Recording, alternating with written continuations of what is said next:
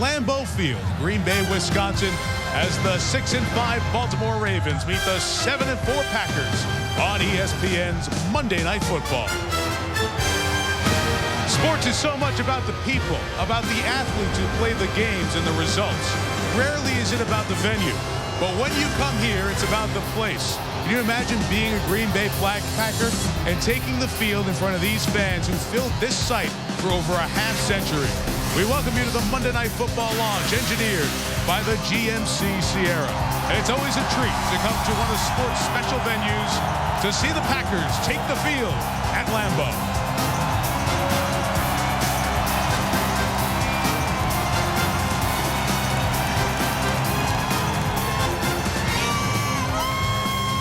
For the first time ever, a December Monday Night Football game at Lambeau. We say good evening and welcome. The temperatures in the low 20s, the wind chills in the teens, but no snow is in the forecast. The Packers had a pretty cold feeling at the halfway point of this season. 4-4, still the only team that has lost to Tampa Bay on this season. And off that loss, there was some finger pointing in the locker room, but they've rallied the troops. 3 wins in a 12-day stretch, including the last one, Thanksgiving Day in Detroit against the Lions. So we get the Packers at 7-4 on the inside of the NFC wildcard chase, rested and ready to make a run here in the last 5. The Ravens last Sunday night won in overtime at home, beating Pittsburgh's third-string quarterback. So now the Ravens are right on the edge of the AFC playoff chase. But this is a Baltimore team that's struggling a little bit on offense to score points. They've been thinking about being a passing team, but morphing back to a run team, and that may fit the weather that we have here tonight. Love the matchup for this one, joined by Ron Jaworski and John Gruden. And guys, when we talk quarterbacks in Green Bay, obviously the Favre name always seems to come up. But the guy who's put together a good body of work, especially in this 3-game stretch, is starting to open eyes, Mr. Aaron Rodgers. Well, I've seen a lot of young quarterbacks over the years, and I haven't seen many that are playing better than Aaron Rodgers. He is strong, quick, and accurate with the football. And most impressive about Aaron Rodgers is he can run. He leads all quarterbacks with 247 yards rushing. He's an outstanding football player. And I really think tonight the Green Bay Packers are going to spread the Ravens out with talented wide receivers. Greg Jennings, Donald Driver, Jermichael Finley, James Jones. They're going to throw the ball repeatedly at the Ravens secondary. I'm excited to watch Aaron Rodgers. It is Rodgers' neighborhood here tonight. Once again, it's becoming more and more of that as he continues to play well. So if they spread it out, that's going to impact the Ravens defense anyway. But Jaws, that changed about 90 minutes before kickoff with the biggest news pregame for this one. Yeah, that news being free safety Ed Reed will be inactive for tonight's game with a hip injury. And Ed Reed is the eraser of that defense for the Ravens. If anyone makes a mistake, he is there to cover. Well, not tonight. It'll be Tom Zbikowski getting the start. He's only in his second year, and it's a very young, inexperienced secondary. That means the front seven for the Ravens must wear the hat. Haloti not up front, must get pushed up the middle. And, of course, inside, you have Ray Lewis. Not only can attack the quarterback, attack the running back, but he is an outstanding motivator for the Baltimore Ravens. Yeah, stars love to watch stars, and the all-stars sit and watch Ray Lewis. We have a great intersection of some icons of football. Ray Lewis, Lambeau, and Monday Night Football. Y'all know repeat after me. One heart, one mind, one soul, one spirit, one spirit, one spirit. And together, we can do all things. We can do all things. We can do all things. Let's do what we do best on 3. Let's go. Physical on 3, physical on 3. 1, 2, 3, let's go.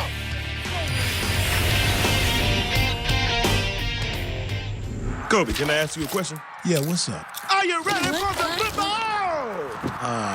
LeBron, we need to talk. Spin of the Baltimore Ravens offense is Ray Rice. He is their most explosive football player. As we just saw in that graphic, he leads the Ravens in rushing and receiving. Out of the backfield, he can do just about anything. I love this right here, the stiff arm, one of the best in football. And here's a testament to Ray Rice. With the game on the line against the Pittsburgh Steelers, 4th down, they lined him up in the slot as a wide receiver. Made a great move on James Ferrier to get open and save the season for the Baltimore Ravens. He's a versatile guy with great lateral agility. And you can see that lateral agility on display this evening against those young linebackers, the rookies, Clay Matthews and Brad Jones. A good matchup for the Ravens. Ray Rice on those inexperienced linebackers. Yeah, 2 rookie starters, an outside linebacker. Now, I'm used to doing Ravens games and talking about the defensive stars on the Ravens sideline, but tonight you say not so much. Well, there are two former NFL defensive MVPs here tonight, Ray Lewis and Ed Reed of the Ravens. But when I look at tape this year, the guy that should win the award is Charles Woodson of the Green Bay Packers. The guy plays 4 different positions. He can play strong safety, read off the tight end. He's a sure tackler. He's an outstanding blitzer, and if you don't account for him, he'll tackle your quarterback and strip the ball, cause fumbles. He's also big enough to play outside linebacker in their dime package. He can cover any tight end in football. He's quick enough to cover all kind of receivers. He has 7 interceptions, 2 of them run back for touchdowns. 1998, when I was the head coach of the Oakland Raiders, Al Davis walked down and he says, "Coach, your first draft choice as a head coach is going to be Charles Woodson from Michigan." Well, I'm glad he did that because this guy's a heck of a player. We will hear from Frank Gifford, Hank Williams Jr., and then we're set at Lambeau for the Ravens and the Packers on Monday Night Football. You've been watching October 17, 1983.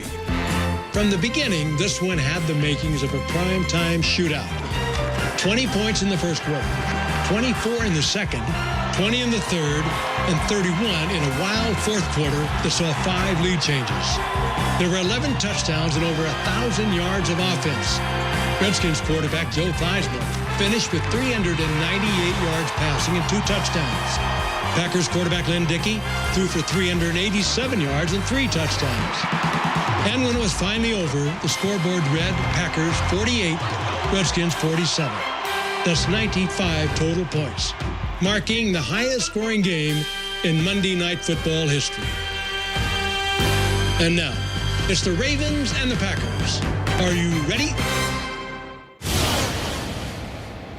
Celebrating the 40th season of NFL Monday Night Football, ESPN welcomes you to the following presentation of the National Football League. Season 40, Chapter 13.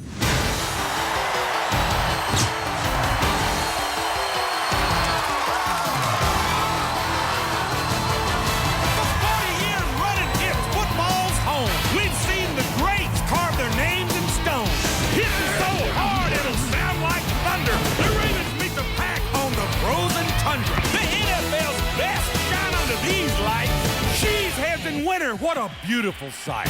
Ready? Come on and get ready. I mean, really ready. Are you ready for the football? A Monday night party where primetime pigskin officially started. Get those helmets crashing. The crowd is sight. All my rowdy friends are here on Monday night.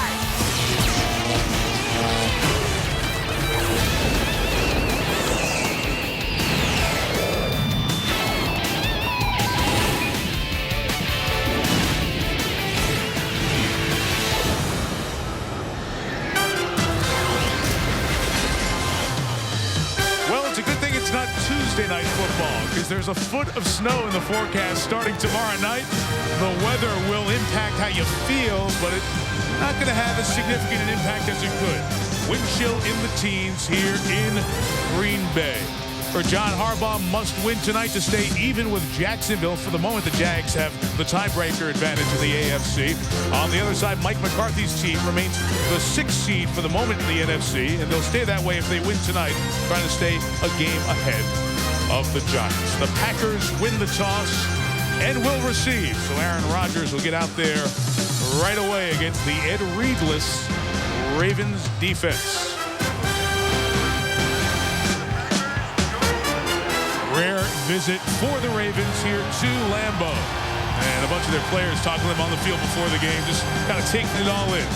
One of the special places in the sport. Billy Cundiff kicks. Jordy Nelson receives. Off we go from Lambeau. Nelson fumbled the opening kickoff in Detroit on Thanksgiving.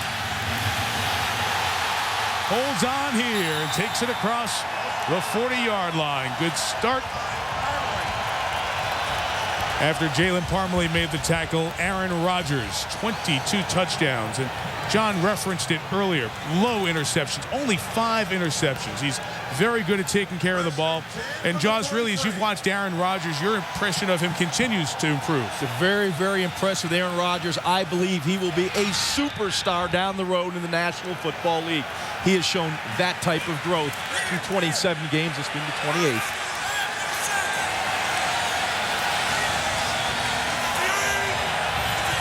The drive start from the 43, and Rodgers throwing right away, incomplete. Couldn't get it into the hands of Donald Driver. Let's tell you who's working around Rodgers here tonight. He got knocked down in that first play. Ryan Grant on his way to a 1,000-yard rushing season. You've got a couple of receivers in Driver and Jennings, over 15 yards a catch. Donald Lee, one of 2 tight ends, very much a factor. This is the key group up front. 6th different combination this year. 3rd straight start for this group. But I want to watch Chad Clifton, 76, the left tackle. Injured his hamstring on Thanksgiving. With this cold weather, let's see if he's able to hold up through the night.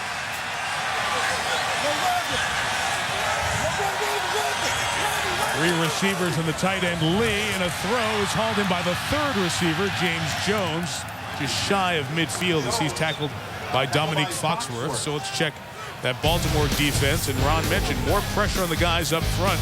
Haloti Ngata, Kelly Gregg, Dewan Edwards. Ngata's all over that front. He clears space for Ray Lewis. Remember, they are missing Terrell Suggs on the front, out for the 3rd game with his knee injury. Trevor Price starts for him.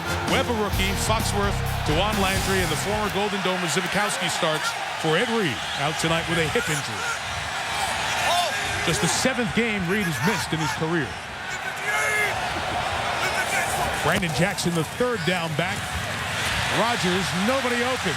Chased by Ngata. Throws complete for the 1st down, and it's that back Jackson who takes it to the 40-yard line. A gain of 10. That's one of the things that Aaron Rodgers does as well as any quarterback in pro football is use his legs. Here's just a simple drop back pass. Rodgers doesn't have anything to his left. He scrambles to his right. No match for Ngata, and an excellent job by Aaron Rodgers extending the play and finding work down the field to get a key 3rd down conversion. That is his 18th first down rushing the football. He certainly does keep the offense moving and on schedule. From the 40 on 1st down, here's Ryan Grant to the right, going to lose 1.5 yards. Kelly Gregg submerging him there. We had talked about all the problems that this offensive line had. 6 different starting groups on their way to setting some big sack numbers. But things have turned around here over the last 3 weeks. Ron, why do you think it started to turn around? Well, it solidified. Chad Clifton, a veteran left tackle, is now back. They brought back Mark Tauscher at right tackle. That has solidified. They've also spread the field more, giving a quick defined read to Aaron Rodgers and using those quick drops to get the ball out of his hand. And that's a little bit what you see here with 5 receivers, an empty backfield. But the Ravens were confused on defense, and they used their first timeout. 2:16 gone by opening quarter. Opening drive. Attack on the move. Rarely do you get the blimp shot. You see houses in the neighborhood. It's just a block away from the stadium. So many houses. This really quaint, neat neighborhood. 101,000 people call Green Bay, Wisconsin home. Opening drive after the Ravens called timeout. 2nd and 11 for Rodgers.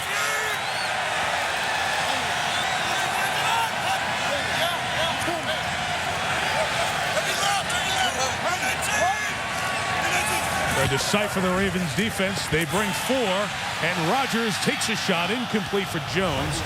Well covered by Frank Walker. So we're going to get to 3rd down here, and Aaron Rodgers has been remarkably good on 3rd down. This is such a hard down, John. You call plays on 3rd down for quarterbacks. How about these numbers when you get to 3rd down? This is unbelievable stuff. I don't even believe those stats are true. That's hard to do on 1st down. That's hard to do on any down at any level. That's one of the reasons I really like this quarterback. Not only is he outstanding on 3rd down, he's good in the red zone as well. This guy's a big-time player. Got 4 receivers in the back. Jackson to help him here on 3rd and 11. Ravens bring pressure. It's picked up. Pass is caught by the 3rd receiver, Jones. 1st down. 27-yard line. Well, we saw exactly why Aaron Rodgers is so successful on 3rd down. The accurate throw and the quick release. Watch the blitz pick up, though. That sure helps. The Green Bay Packers do an excellent job of picking up blitzes. And as you said, Ron, Aaron Rodgers knows exactly where to go with the football when he's under duress. That's an excellent job by the Packer offense. And Brandon Jackson, number 32, really good job of getting Ray Lewis right up the middle. Just one run thus far for the Packers on this 6-play drive. Another throw. Another catch. It's Jennings. Foxworth corrals him at the 17. And guys, when you get against the Packers, you talk about which receiver do you take out? Which number 1 receiver? Well, Driver and Jennings, I don't know if there is a 1. They're 1 and 1A. Well, when you look at the Packer receivers, Driver and Jennings are going to go over 1,000 yards again this year, Jaws. They've also got 3 guys, if you throw in James Jones, all 3 of these guys average over 15 yards a catch.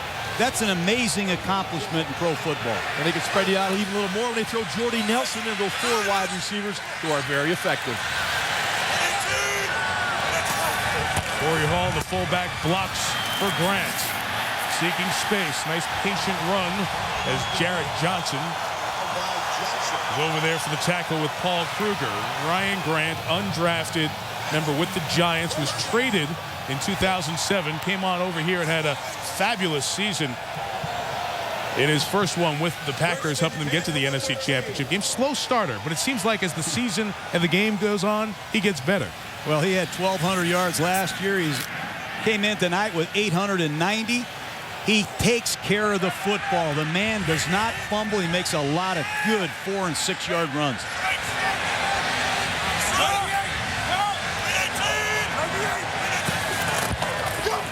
Here he goes to the right. Tripped up from behind by Jawan Edwards. And that'll bring up 3rd down. Once again, the situation where Aaron Rodgers at his best in the red zone. John alluded to it earlier. 3rd down, very accurate throw. You get in the red zone.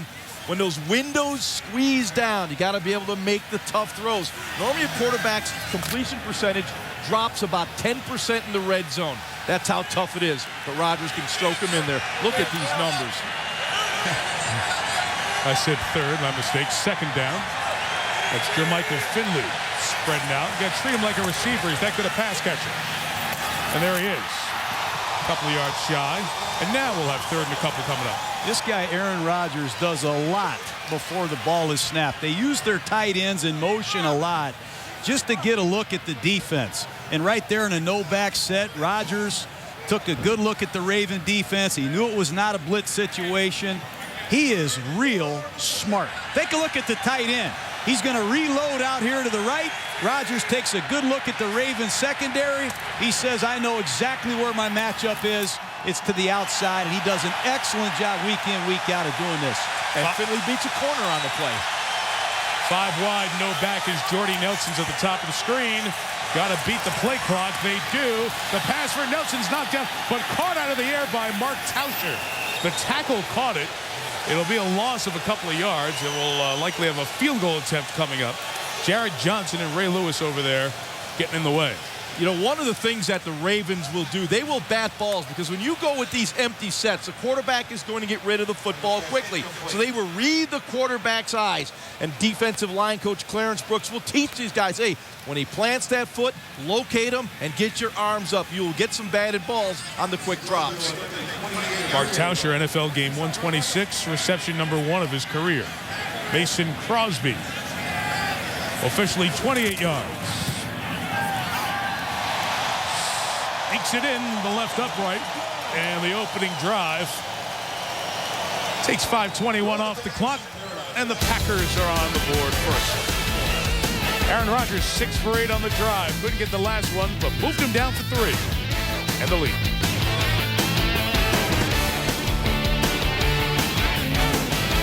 Field goal on that early 6-minute plus drive for Aaron Rodgers to start. The Packers up 3-0. They've not been a very proficient opening drive team this year. They're able to get the 3. Darius Webb back to receive as a kickoff return against Denver this year for touchdown. Takes this one from the 6, and the rookie Webb dives out to the 30-yard line. So Joe Flacco and the Raven offense Waits through the cold. Now they'll get their opportunity to get moving. Down 3.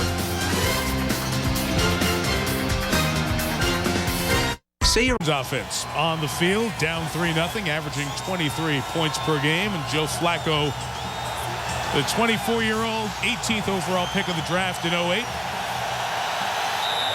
Took his team to the AFC Championship game last year. We'll get started. And Joe loves to work the edge of the defense. Throw that deep out as well as anybody. Watch him pregame. He was stroking it. Ray Rice, LaRon McClain start in the backfield.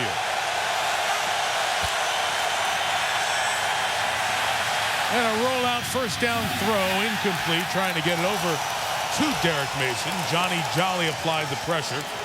Working behind the quarterback. Flacco is Ray Rice.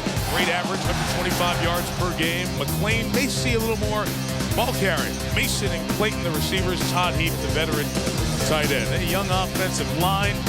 Moved Marshall Yanda in at right guard. Burks, the veteran, and Michael Orr, the right tackle. Of course, the movie The Blind Side. So much of his story to rookie status in the NFL. It's the #1 movie in the country this past week. Tops of the box office. Ray Rice runs for about 4 yards from 34, so we'll have 3rd and 6 coming up against his Green Bay defense. They changed to a 3-4 this year, and it's working. 2nd in yards allowed per game. Stout along the front with Jolly and Pickett and Jenkins. The linebackers, 2 rookies start on the outside. Brad Jones, 7th rounder. Clay Matthews, 1st rounder. We told you at the beginning, Charles Woodson having a great season. Tramon Williams in for the injured Al Harris with Bigby and Collins as the safeties. 3 wide, 1 back, 3rd and 6. Flacco checks it to Rice. Got a good block to get the first down. Todd Heap gave him space, gets it across the 40, a gain of 7. What Joe Flacco will do, he'll look down the field and then come to the check down. Down the field, the check down. He looks for Ray Rice. He doesn't get a clear picture downfield. He doesn't. He knows where Ray Rice is going to be. Gives it to him. And watch the lateral agility of Ray Rice. Makes 2 defenders miss. Picks up the first down.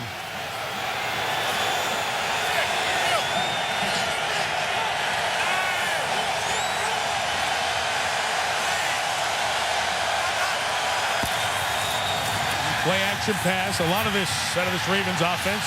Covered deep, so Flacco, not the most mobile guy in the world, does a good job tight roping the sideline to get a first down into Packer territory at the 49. That was a phenomenal job by Joe Flacco, dancing up the sideline, coming off a leg injury, an ankle injury. But let's take a look at Derek Mason matched against Charles Woodson. You'll see a lot of this tonight. Press, bump, man-to-man. Boy, they're joined at the hip. Excellent coverage by Charles Woodson. You know, Charles Woodson has a photographic memory. I guarantee you he remembers covering Derek Mason when Mason wore number 80 at Michigan State. These 2 guys have had battles for years. You can see a lot of that right there. Belly to belly, eyeball to eyeball. Toss, Rice to the right. It's almost 4. Nick Barnett trips him just shy of the 45-yard line. So that Rice season last year, he took over the #1 job as he developed to be a more complete back. If you remember seeing them in preseason, John, Willis McGahee kind of had a great offseason. Looked primed to go, but Rice has just outperformed the veteran McGahee. There's only been 3 backs ever have 800 yards receiving and 1,000 yards rushing, and Ray Rice has a chance to be the 4th.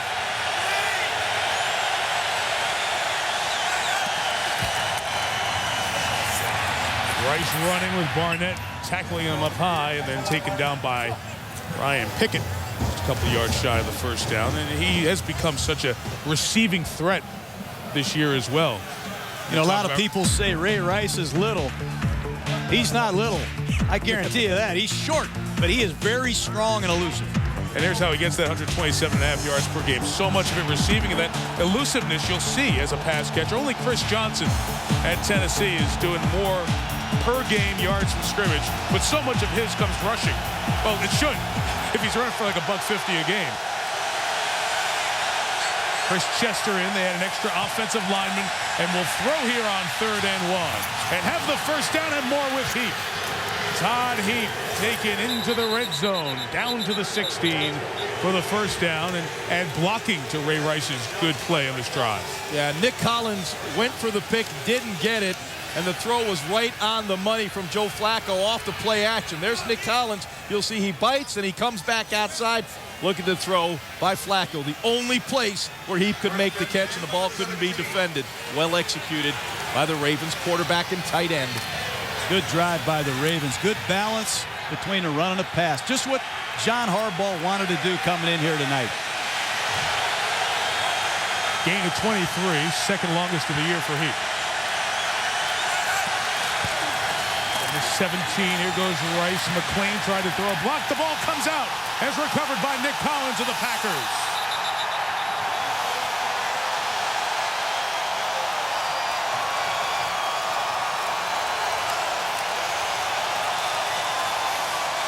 That Packer defense, among the best in the league in forcing turnovers, gets one here as it was knocked out and recovered by Collins. Stansfield invites you to come. So you can't coach turnovers, you can't make those things happen. Well, the Packers have been doing it with great regularity this year. Another takeaway for this Green Bay defense, second in the National Football League. 28 takeaways combined with really taking care of it on the offensive end, 10 giveaways. And John, it's a recipe for success, and that guy, Winston Moss, is a big part of the reason why.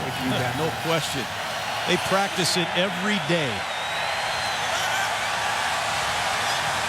They're able to get Ray Rice to fumble for only the second time in his 2-year NFL career.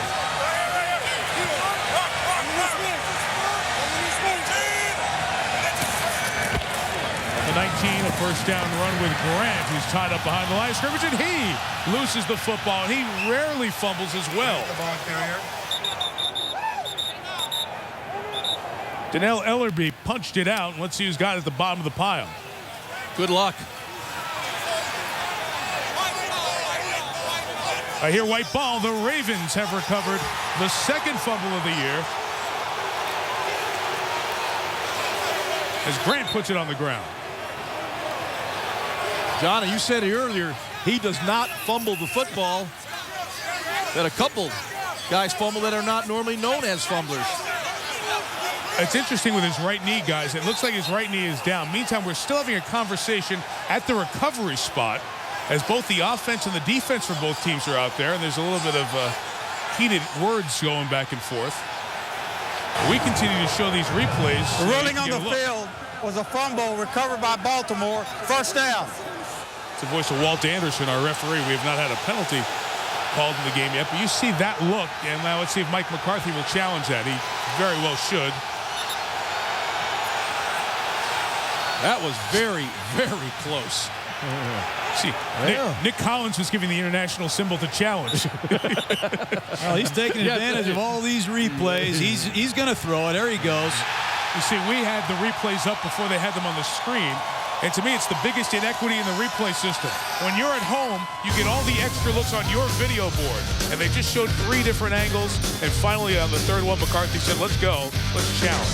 We'll see if it's a fumble or not after this.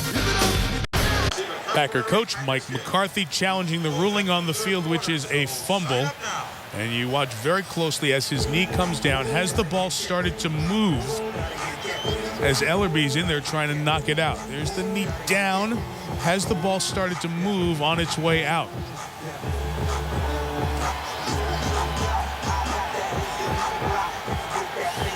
So close. I think it's going to be difficult to overrule it. After reviewing the play, the runner's knee was down. He was still in control of the ball. It'll be 2nd and 12 on the 17-yard line. Green Bay is not charged with a timeout. That means they can earn a 3rd challenge if they challenge again and it is successful. Well, I think you learn a lot early in this football game about cold weather. You have 2 ball carriers, Ray Rice and Ryan Grant, that take care of the football already. Ryan Grant almost fumbled, and Ray Rice has fumbled. It is different carrying the football in cold weather. Well, Ryan Grant's done it before, only 1 fumble and 291 handles, but it won't be recorded as a fumble there. But the ball gets a little bit hard, it gets a little bit slippery. You've got to secure it a little bit tighter. That one fumble he had against Cincinnati was after a pass reception. So it's a loss of 2, not a loss of the ball. Paul Kruger couldn't hit Rodgers, who buys time and fires a rocket incomplete, with Foxworth over there covering on Jennings and a marker in. You're going to get holding on the Ravens.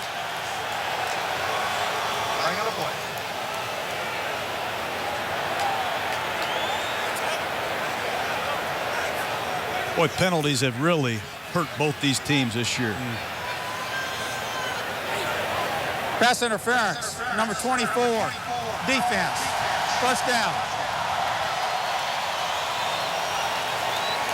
You know, when you have a quarterback that can keep plays alive like Aaron Rodgers, Dominic Foxworth has to hold his coverage longer than he normally does. Boy, I don't know about that, guys. Haloti Ngata finishes off Aaron Rodgers. That's one big fella at 345 pounds. Getting a whack in. The penalty gains 18 yards for the Packers, brings them out to the 35. Play action with Grant. Rodgers loads up for Jennings. Safety coverage. And it's like a punt caught by Zbikowski, who intercepts it back inside the 10. So Aaron Rodgers, who rarely throws interceptions, sees Ed Reed's replacement. Reed out with a hip injury tonight. The former Golden Domer, Tom Zbikowski, comes up with the pick. It's Ravens ball. Exciting night Saturday night on ESPN, 8 Eastern. The Heisman Trophy presentation presented by Nissan. Always one of the great nights of the football year. And then ESPN's next 30 for 30, The U. It's about the history of Miami football. I had a chance to see that. It is very good. If you enjoy college football, you'll enjoy that. That's Saturday night on ESPN. Of course, we have a Heisman Trophy winners in the house, including Charles Woodson, first defensive-based player to win the Heisman when he won it over a decade ago for Michigan. And Jim Harbaugh will be at the Heisman presentation on Saturday night. In all likelihood, his running back, Toby Gerhart from Stanford, one of the 5 finalists, announced earlier tonight on SportsCenter. Mark Ingram, Alabama, Colt McCoy, Tim Tebow, and then Ndamukong Suh, the great defensive lineman from Nebraska. Rodgers throws the pick. Flacco takes over at the 10. He has a tight pocket, but able to complete it for a gain of about 6 to Mason. Let's go back to the interception that Aaron Rodgers just threw. Right here is going to be his read. The safety, Tom Zbikowski. When he comes back off his play action read and snaps his head around, he's got to locate Zbikowski. Once he's on that deep half of the field, do not throw the football there. Actually, what the Packers did, they ran 2 go routes on the outside. They blocked up 8. They were going to throw the ball deep. He should have gone to the other side where he had the one-on-one coverage. And you see how good Rodgers has been at not throwing interceptions, sometimes to a fault. For those who said he's the reason for the sacks. We have movement, each side blaming the other, and the Ravens are going to get backed up. False start, number 86, offense, 5-yard penalty, still second down. And one of the things that's really plagued the Baltimore Ravens is penalties. They lead the NFL in penalties, and the Green Bay Packers are second. But there has been a lot of pre-snap penalties on this offensive line, and in big games here down the stretch, you got to quit talking about it and get it done and eliminate it, because it is killing this offense. They're self-inflicted wounds.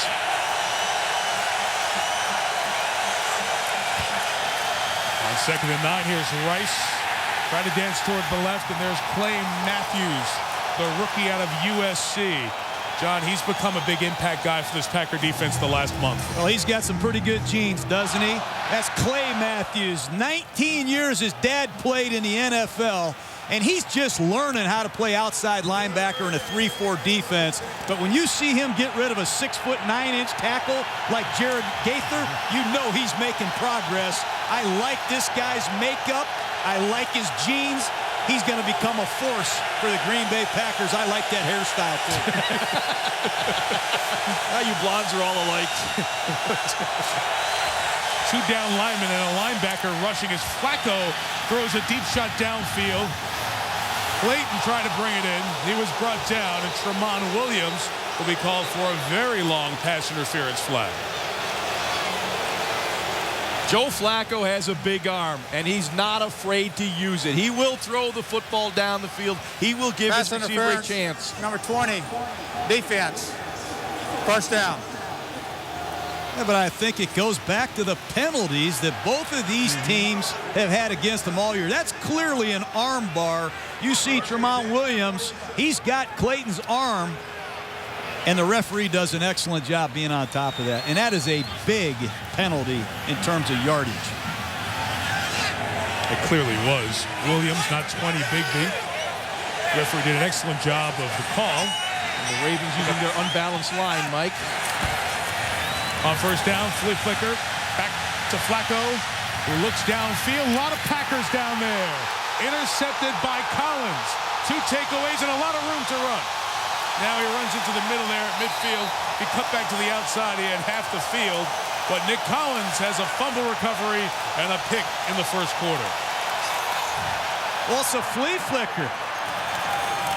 What a great time to call it. You're in good field position early. You see the flea flicker. You're going to see Mason, and you're going to see Clayton work a 2-man combination, but it doesn't fool Nick Collins. He's quick to diagnose it, and he can cover a lot of space with that athletic ability, but that's a bad decision by Joe Flacco. Both of these young quarterbacks have forced the ball early in this football game, and let's see if Green Bay can settle down now and play Packer football. A lot of carelessness here early in this ball game. What a factor Collins has been over the last 6 games. Rodgers throws far side after he was hit in the pocket. Pass is incomplete. We have a marker down.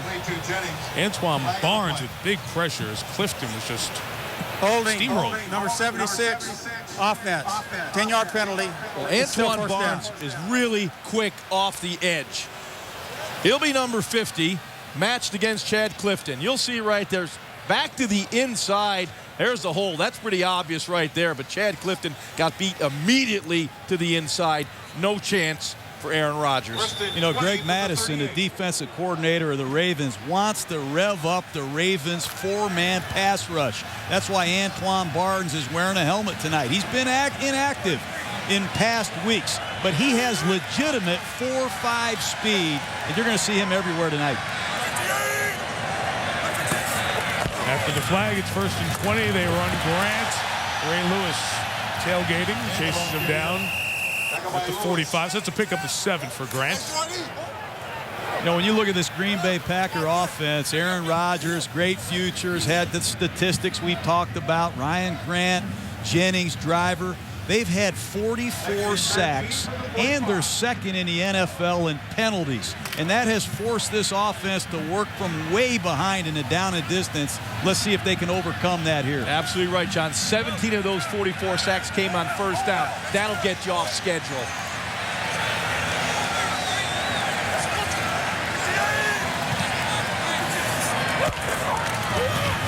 Second and 13, Rodgers throws complete. They'll take it across midfield with Jermichael Finley.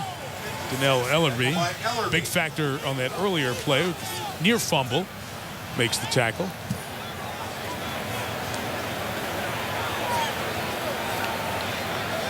Packers do a nice job. They get that 1st and 20. They get a running play, a positive play, short pass, set up a manageable 3rd down and 7 situation. This is where the Ravens love to play defense. This is where their creative blitzes occur. 3rd down and 7+. And this is one of those situations.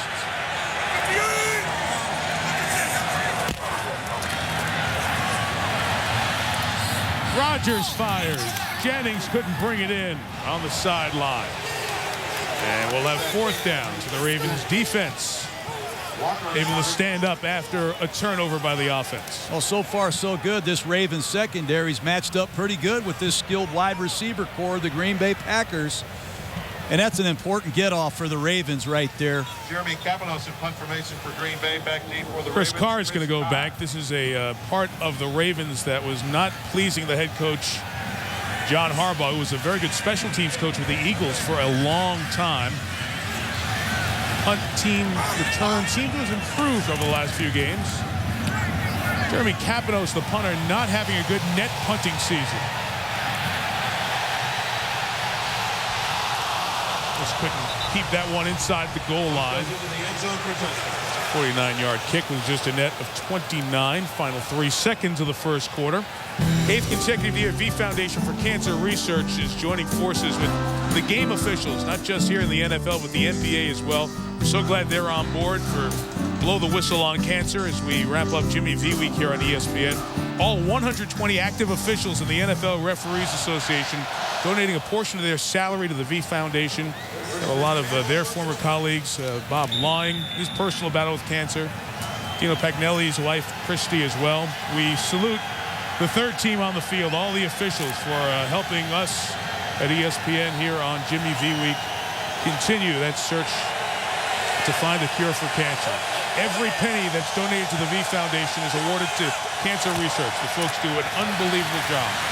Willis McGahee is the back. Stopped by A.J. Hawk. No gain. And the quarter comes to an end. We had 3 turnovers and 3 points in the first quarter. Green Bay on top. 3-0 after 1.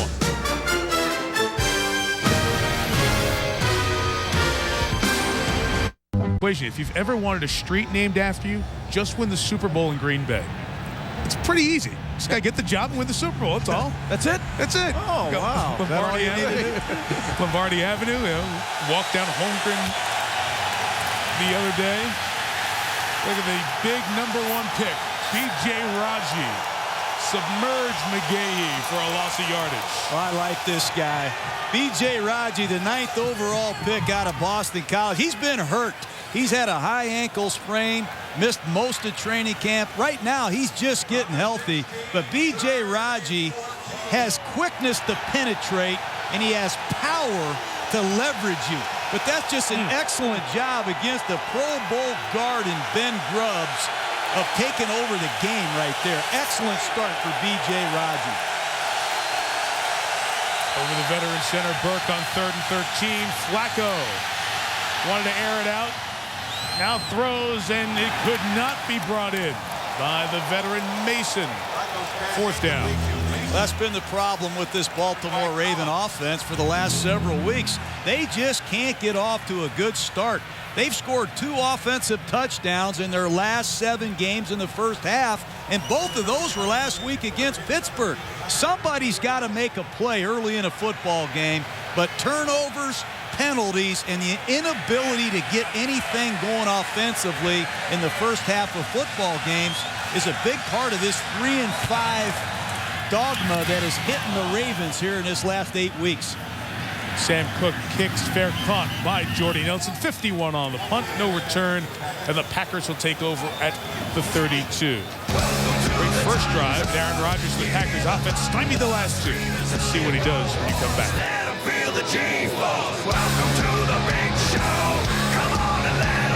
State, family-owned dairy farms, hard-working folks like the Allens. That's Warren, Donna, and their family here in Green Bay. They've been working on farms for generations.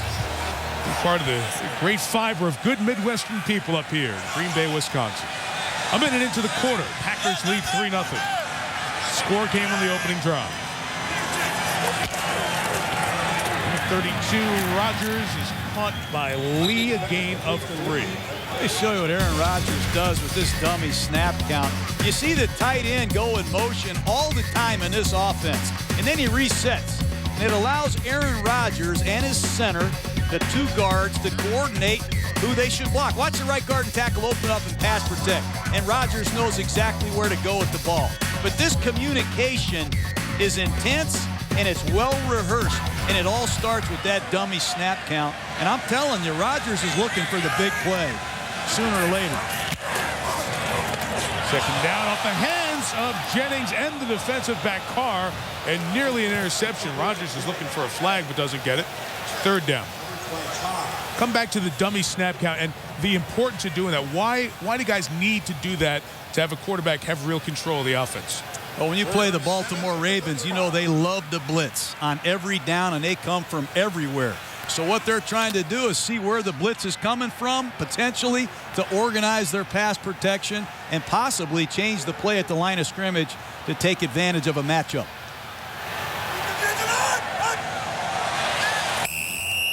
You get a whistle and some motion there. It's exactly what we're talking about.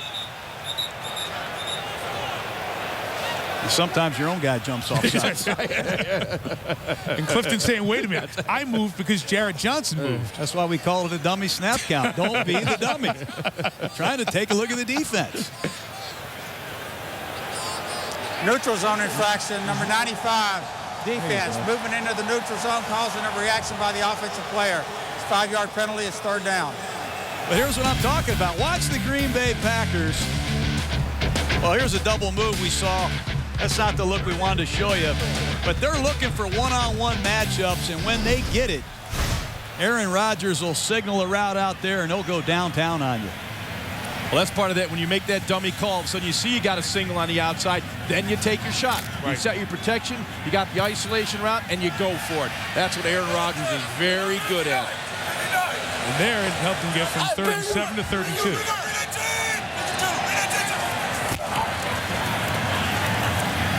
Good throw by Rodgers, complete for the first down into Raven territory at the 45 for James Jones in front of Chris Carr. This is a timing and rhythm offense, and you can't do it any better than Aaron Rodgers and James Jones executed this backside throw.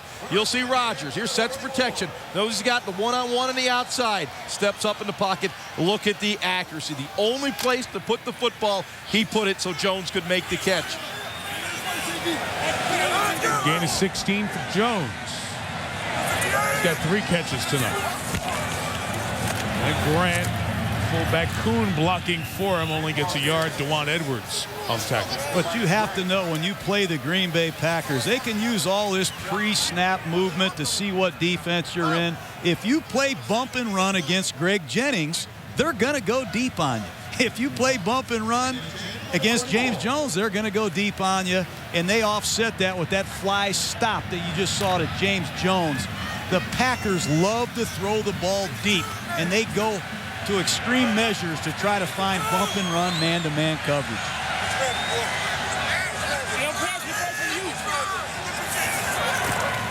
Second down, Rodgers. That one right through the hands of Jennings and incomplete. Well, Jennings has to make that catch. Now you see the Ravens backing off a little bit in coverage, and Aaron Rodgers goes to the old school slant. It's been in this offense forever, and the ball's thrown well enough for Jennings to make that catch. That corner off, they play the zone. There's that first lane. Put it right in the belt buckle. John said, got to make that catch. That's the foundation of this offense. Love the slant pattern here.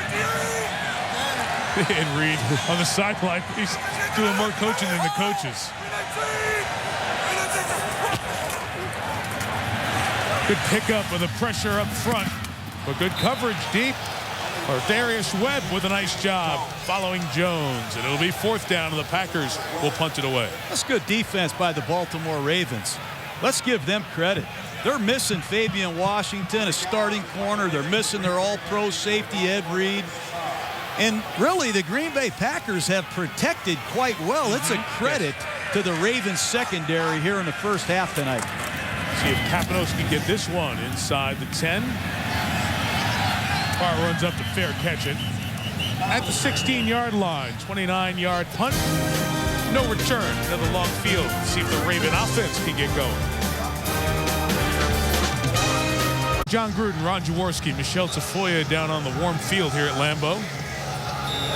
Well, it's warmer than it could have been. Well, yeah, it's no longer the frozen tundra. They have these, like, heat pipes underneath now. Very, very good footing, by the way. They have not had a big snowstorm yet here. One's on the way for tomorrow. It feels like 12 with the slight wind. First down run to Rice. Stopped behind the line of scrimmage. Lost of a yard. Cullen Jenkins. Sports Center right now. Here's Trey Wingo. All right, Michael, thank you. Comings and goings at Notre Dame. As expected, quarterback Jimmy Clausen going to forgo his senior season and will enter the NFL draft. Meanwhile, Cincinnati's Brian Kelly's going to interview for the Notre Dame job tomorrow. Tim Tebow looking to repeat as a Heisman Trophy winner. Colt McCoy, Bama running back Mark Ingram, Toby Gerhart, and Ndamukong Suh are the finalists. The announcement 8 p.m. Saturday night on ESPN. Back to Lambeau, Mike. All right, Trey, thank you. See Trey for NFL Primetime after Sports Center tonight. The pressure's picked up. Flacco's pass is incomplete, but a marker comes down as Mason was being jostled by the former Heisman winner, Woodson.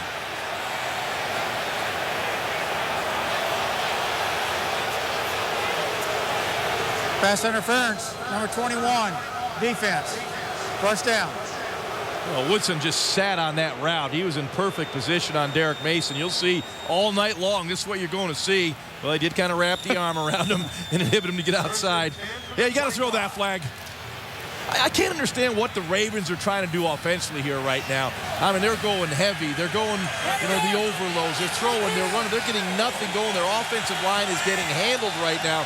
They got to find something they can hang their hat on. First down play action. Matthews after Flacco. Got him. Loss of 6. It's a half dozen sacks on the season for Matthews. This guy, Clay Matthews, you sit down, you know this guy's going to be a great pro player. Here he just beats Gaither with a simple speed move. And I really like what Matthews told us a couple days ago, guys. He said, I just refuse to not be an NFL player. His work ethic, his commitment to this game is going to allow him to be an outstanding player because he has a lot of talent. Jared Gaither better make that same commitment because you can't lunge like that and make that kind of play on a rookie rusher. Matthews offside this time. Free play for Flacco. Playing ring around the rosy here. Able to try to find Ray Rice on the sideline, but it's incomplete.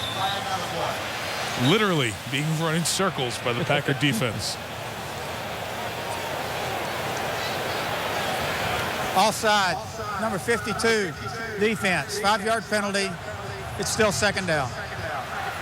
You mentioned the strong gene pool, John. Let's go through it. Third generation of Matthews in the NFL. Grandfather Clay in the 50s. His dad played 19 seasons, so many with Cleveland. Uncle Bruce, a stalwart offensive lineman for the Oilers franchise for 19 years. And now Clay, who, as you mentioned, John, had to work at it. He was a walk-on at Southern California and really worked his way to a position the last year of being a huge impact player on Pete Carroll's defense. And now first-round pick and a big factor for these Packers. 2nd and 11. That screen was well diagnosed and blown up by the Packers. 3rd and 11. You guys mentioned Clay Matthews. Well, he learned from his dad. Take a look at this guy, Clay Matthews. He could probably walk in here tonight and play. There he is against your Philadelphia Eagles. He did it for 19 years. And his son's a rookie. I got a feeling Clay Matthews is in the house tonight watching his son. And Clay Jr. told us his dad calls him after every game and points out things he needs to work on. One of them this week is stay on sides. I wish they had showed some of those pass plays I shredded them with. That was runs, John. 3rd and 11. Matthews coming inside on a stunt. Forces Flacco to get out of the pocket. And run out to the 30. 5 yards shy of a first down. It'll be 4th down. And Matthews is the reason he is flushed. Well, Clay Matthews is an effort guy. He's all over the field. You'll see the hair, number 52, slanting to the inside. Stays on his feet, chases Joe Flacco, gets knocked down by Gaither. You figured he owed him that shot right there, but tremendous effort you get from Clay Matthews.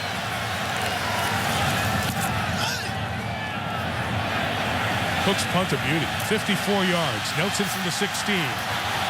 Great rundown on special teams by Kerry Williams. The Packers a long field to go. They lead the world in blonde linebackers. A.J. Hawk and Clay Matthews. Great setting here at Lambeau. Not a great game, to be very frank, right now inside this awesome stadium. A lot of carelessness and too many penalties for two teams that are vying for a playoff spot. Absolutely. It's a hugely important game in each conference's wild card chase. Grant left. Good gain of 7.5 there on first down. Let's give you the perspective of the wild card. You know the division leaders. We'll put them aside for a second. The Eagles are 8-4. The Packers at 7-4. With the Giants on their heels to lose tonight, you're tied with the Giants. Atlanta 6-6 into wild card trouble with tiebreakers. But you see, Mike McCarthy's team, and nobody really has an easy road of those teams left in the NFC.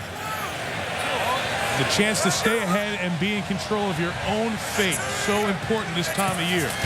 You got to take care of home field. Back-to-back runs with Grant. That time Ray Lewis right there with Nata to stop him near the first down. the importance for the Ravens. Right now, the wild card spots belong to Denver and to Jacksonville. The Jaguars are playing in front of nobody and in anonymity, but they're 7-5. Ravens want to get there to pull even with Jacksonville, although the Jags do have tiebreaker edge for the moment with Baltimore. A lot of fans of the Dolphins, the Jets, and the Steelers who are Packer backers tonight. They want to see Harbaugh's team come on down to them at 6-6 and make it a tight run for the final quarter of the season. How about a little love to Jack Del Rio and the Jacksonville Jaguars? No one has seen them. In fact, you said their stadium was half empty, which we've seen almost every week. But Jack's got them playing hard. That team has gone through a major transition, a young football team. That's a good point. Nobody's going to see them play in person or on TV, and then they're going to show up in the playoffs. Yeah. It's really an incredible run. 2 runs by Grant get a first down for the Packers. Finally some offense. I think that's important for the Packers. They want to be a balanced offense down the stretch as the weather breaks here, and to run the ball back-to-back times against this rushing defense and get a first down is something that's going to help the Packers set up some play-action pass and some bootlegs here later on.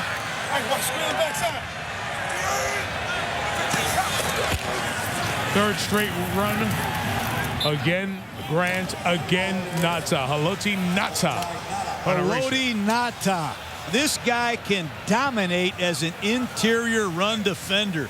Take a look at him, shed the guard, find the ball carrier, and when he hits you, you go sideways or backwards. Haloti Ngata, remember those days when he played rugby? This guy's a great athlete for a big man. And you may see him getting a little offense in this game as well. He's been playing some fullback. See the impact when he's out of the lineup. Blitzing up the middle. That was picked up. Rodgers goes to Jennings. They want a flag, and they got it. There's one last pull by Frank Walker on Jennings' arm as he was coming down the sideline, and that'll give the Packers a first down. The Baltimore Ravens came with the pressure, easily identified by Aaron Rodgers. Pass interference, number 41, defense, first down. There will be pressure up the middle. Aaron Rodgers will understand it is coming. Right up the middle, you're going to see the pressure. Once he sees that, he knows he's got the single isolation route on the outside and delivers the football. And there's the hold right there on Frank Walker. That's the 10th pass interference call against the Ravens. That's more than anybody in the NFL. 10. Amon Green is in the game at running back. He picks up the blitz. And a down-the-middle strike is caught for the first down by Jermichael Finley. What a job by Green on blitz pickup. Gain of 28. You know, you can give the quarterback all these stats. It is a great throw, and it's a big game. But take a look at this blitz pickup by Brandon Jackson. And Mike McCarthy told us, we need Brandon Jackson. That was actually Amon Green. I'm sorry, guys. Amon Green. How about that? The all-time leading ball carrier in Packer history coming in to pick up blitzes. Great job by Amon Green. And that was his first snap in the backfield tonight, too. From the 19, he gets a chance to tote it. To the left and keeping the legs churning for 4 yards to the 15. Juwan Edwards with the tackle. John just mentioned him. The all-time leading Packer rusher. He was not that after his first run. He went to Houston for a couple of years. That didn't work. He returned here week 7, and he broke Jim Taylor's longtime record, most rushing yards for the Pack. Well, what confuses me is he's wearing number 34. All those days he was ripping me as a Packer. He wore number 30. But Amon Green is an outstanding football player. Good to have him back in Green Bay. And they reward him with a good block. Hey, here's a carry. Third place, spelling Ryan Grant. They'll carry with a shotgun run to take it to the 12-yard line. You know, I like what we're seeing with the Packers here. Mike McCarthy is trying to get the run game developed on this team, and you can understand with a half dozen offensive line combinations, injury, inability, it was hard to do that. And this was morphed into a passing team. But when you play in Green Bay and outdoors in cold places in December, you better be able to line up and run. You have to bring the running game, and it also sets up their play-action passing and their passing game in general. This offensive line has been very inconsistent in their pass protection. You got to help them run the football. Jackson in now on 3rd and 3. Penalties again. Both sides. They are the killers. The number 1 and 2 most penalized teams. Number 76, offense, 5-yard penalty. I get the feeling with all these dummy snap counts, Green Bay needs to just get up and go. Because the tempo right now is clearly not helping Green Bay. The Ravens are taking advantage by playing a lot of zone coverage. It just looks like Green Bay's a little bit sluggish with all this pre-snap movement. Tonight we have 125 total penalty yards, both teams, and 178 yards of offense. Not good. Slop. 3rd and 8 from the 17.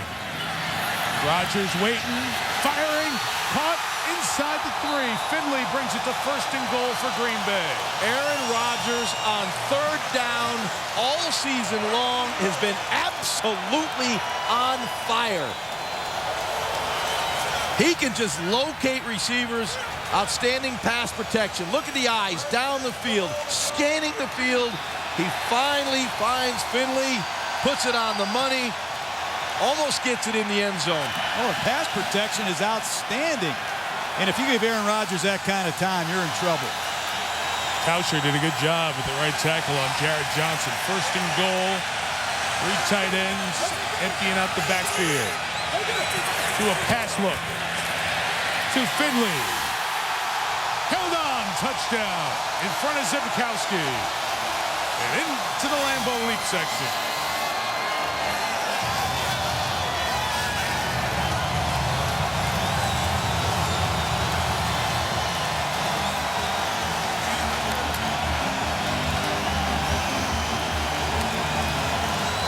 Tom Zbikowski at 5'11", matched against Jermichael Finley at 6'5". That's a mismatch. Well, take a look at it. He's got a motion out of the backfield, and Aaron Rodgers is going to take a look at the defense. He sees Zbikowski covering Jermichael Finley, not in Lambeau, not tonight. And Rodgers goes right to him for an easy score. Jermichael Finley can mismatch you. That's excellent work by the Green Bay Packers staff, and obviously Aaron Rodgers. Mason Crosby adds the extra point, and the Packers score the game's first touchdown. Jermichael Finley has 2 touchdowns this season, both on Monday Night Football. We had him against Minnesota at a 62-yarder, and here a short touchdown to make it 10-0 Packers. Another 80-yard drive. That's 14 of them this year for this Green Bay offense. That's hard to do. Especially against good defenses like the Ravens. But you got to convert 3rd downs, and you got to stay away from the penalties. And Aaron Rodgers on 3rd down. I got the numbers for you, my friend. 5 of 7, 52 yards. He continues to be on fire.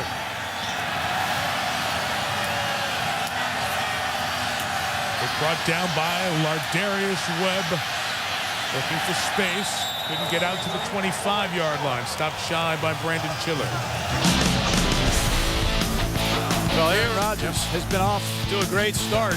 He's using all of his receivers, but you got to take a good look at the pass protection. This offensive line's done an excellent job giving him time, Ron, to get to his 2nd and 3rd receivers. And obviously, Jermichael Finley is a matchup problem right now for the Ravens. Yeah, some props to Chad Clifton, Mark Tauscher. They have come in and solidified this offensive line. You just don't beat them quickly. That gives Rodgers enough time to survey the field and get the ball out of his hand. Baltimore's got 4.5 minutes and a couple of timeouts. Try to get on the board. Everything covered downfield for Flacco. Rice is going to catch. Get out of Brad Jones' tackle. Get away from Ryan Pickett. And that's what Ray Rice does. He should have lost 3. He made 4 on that one. This has not been an offensive clinic from the Ravens. They had a good drive going to start the game, and Rice fumbled after that. 3 and a pick, 3 and out, and 1 first down, and then a punt on that last drive. Yeah, they have established nothing tonight, and they've got to get their offensive line going. They've tried to run the football, got nothing. Flacco's had no time in the pocket. Cam Cameron, the offensive coordinator, has got to find something. He's got to get his offense going, or they're going to get run out of here. A total of 60 yards on 19 plays. Back to Rice. Nowhere to go, and that's a second play for the number 9 pick of this past draft, B.J. Raji. Boy, B.J. Raji, he is an explosive guy. They blitzed Nick Collins on the other side of the formation, but that's just good lateral quickness, good agility for a big guy. He just got rid of Ben Grubbs like it was nothing. Yeah, and Ben Grubbs is, was a mid-season All-Pro player. He's having a tough time with B.J. Raji and Cullen Jenkins. They're down, showing pressure. They only rushed 4. Flacco's pass is incomplete, and it'll be 4th down. There is no separation by the Ravens receivers. Flacco has nowhere to go with the football. He's trying to stay with his progression, just can't find an open receiver. Well, he's trying to get other guys involved too, Ron. I mean, you look at Todd Heap coming in motion. They love to run option routes, quick post patterns to Todd Heap in this situation. But there's A.J. Hawk almost running a route for Todd Heap. There's nowhere to go with the football. This Green Bay Packer offense, or defense, is off to a heck of a start. This kick was a poor one, and will go 38 yards and be down to the 32, as after Cook bombed a good one a moment ago, couldn't get anything on that one. The Packers defense, props to Dom Capers. They lose Al Harris, the outstanding cornerback. They lose Aaron Campman, the all-pro defensive end pass rusher. They've come in. Young guys have stepped up. Tremont Williams takes over. Brad Jones. We focused on Clay Matthews, but a couple rookies playing the outside linebacker spots. You look at the guys inside, A.J. Hawk, Nick Barnett. This is a good, young defensive football team that have showed up to play tonight. Oh, I forgot to mention Charles Woodson. What a year he's having. One of the reasons we're not hearing much from Mason tonight. He has 1 catch. Woodson flagged for pass interference once as well. Rodgers right back on the field. Let's do about the 36-yard line as Brandon Jackson comes in to get it. Well, guys, it's the only team to lose to the Buccaneers this year. It was November 8th. The creamsicle uniforms came out from the winless Buck days, and the winless Bucks of this era got a win. Rodgers sacked 6 times, picked 3 times. Jannard Jackson is the team hit 4-4. They've turned it around, winning their last 3 since then. Pass to Jordy Nelson, yards shy of the 1st down. So we hear the word team meetings all the time around sports as we get to the 2-minute warning. These guys had a team meeting, and Aaron Rodgers was great. He told us, you know what? Guys took the blame individually on themselves. They said, hey, we are making mistakes. The O-line said, hey, wait a minute. You guys got to help us out, too. Whatever was said, everybody's figured out their role, and things have improved.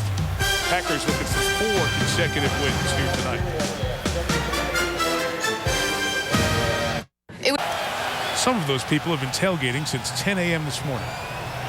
They were here yesterday. The people who happened to greet us on our way out for lunch today. It's 3rd and 1. Rodgers with a sneak at 1st down, and he twisted almost into the secondary. Jackson pushing the safety, Zebkowski, off his quarterback. Leads to the typical pushing and shoving. I love that. Protect the quarterback. 1st down. It's a 2-minute drill drive here for the Packers.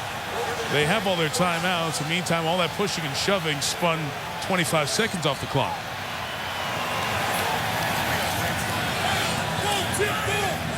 Green Bay, a full complement of timeouts, as you saw.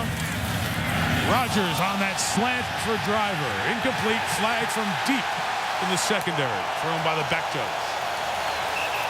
Well, that's going to be the 11th pass interference call on this Ravens secondary.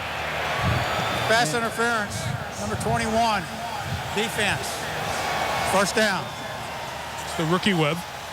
I'm driving down the road. Watch Ladarius Webb. He's going to get there early. It's going to be a sharp post pattern by Driver, and he hooked Donald. And the referees are paid a lot of money to watch for these fouls, but that is killing the Baltimore Ravens. I don't want to beat a dead horse, but 11 pass interference penalties in 12 games. That'll get you beat. Hey, let's go.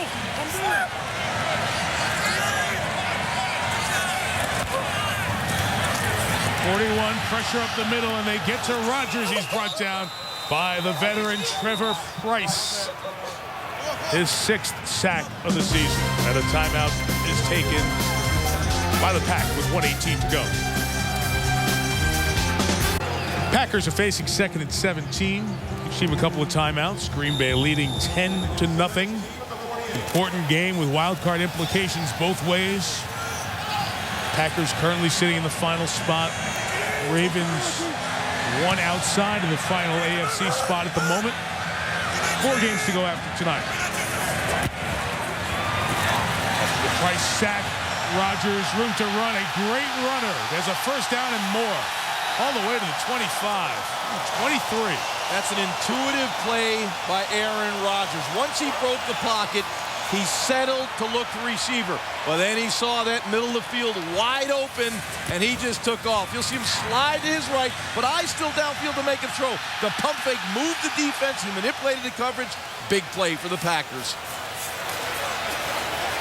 First down came to Brandon Jackson and incomplete. John, how big is that ability that Aaron Rodgers has, not just to scramble, but to run effectively? Well, it's huge. Obviously, in this game, the Ravens are playing a lot more zone coverage than they normally do.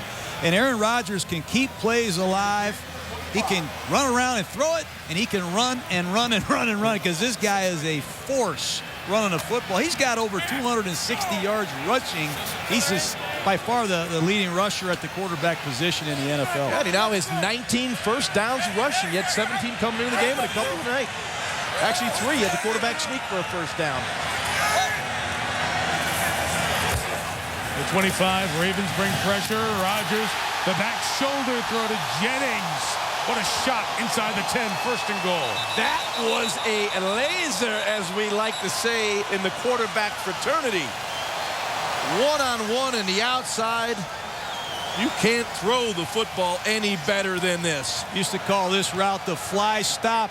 You're going to see the receiver take off, flying down the field, and Aaron Rodgers stops him with the throw. Frank Walker, watch really Greg good Jennings coverage. Flying down the field, and Aaron Rodgers stops him perfectly with the ball. That takes a lot of practice, let me tell you. But Greg Jennings, for a young receiver, boy, he's got a great future with Aaron Rodgers. Those two guys are going to light it up, I think, in Lambeau for a long time. It's all about trust. A quarterback trusting his receiver that at the most opportune time, he's going to make that break to the football. But the Ravens have got to find a way to not let Green Bay get 7. Yep. They've got to keep themselves in a 2-score game. This is a big defensive possession right now for Baltimore. Haven't called Ray Lewis's name much tonight. Ed Reed's out with injury. Packers have 1 timeout left. Rodgers throwing complete. Driver, touchdown.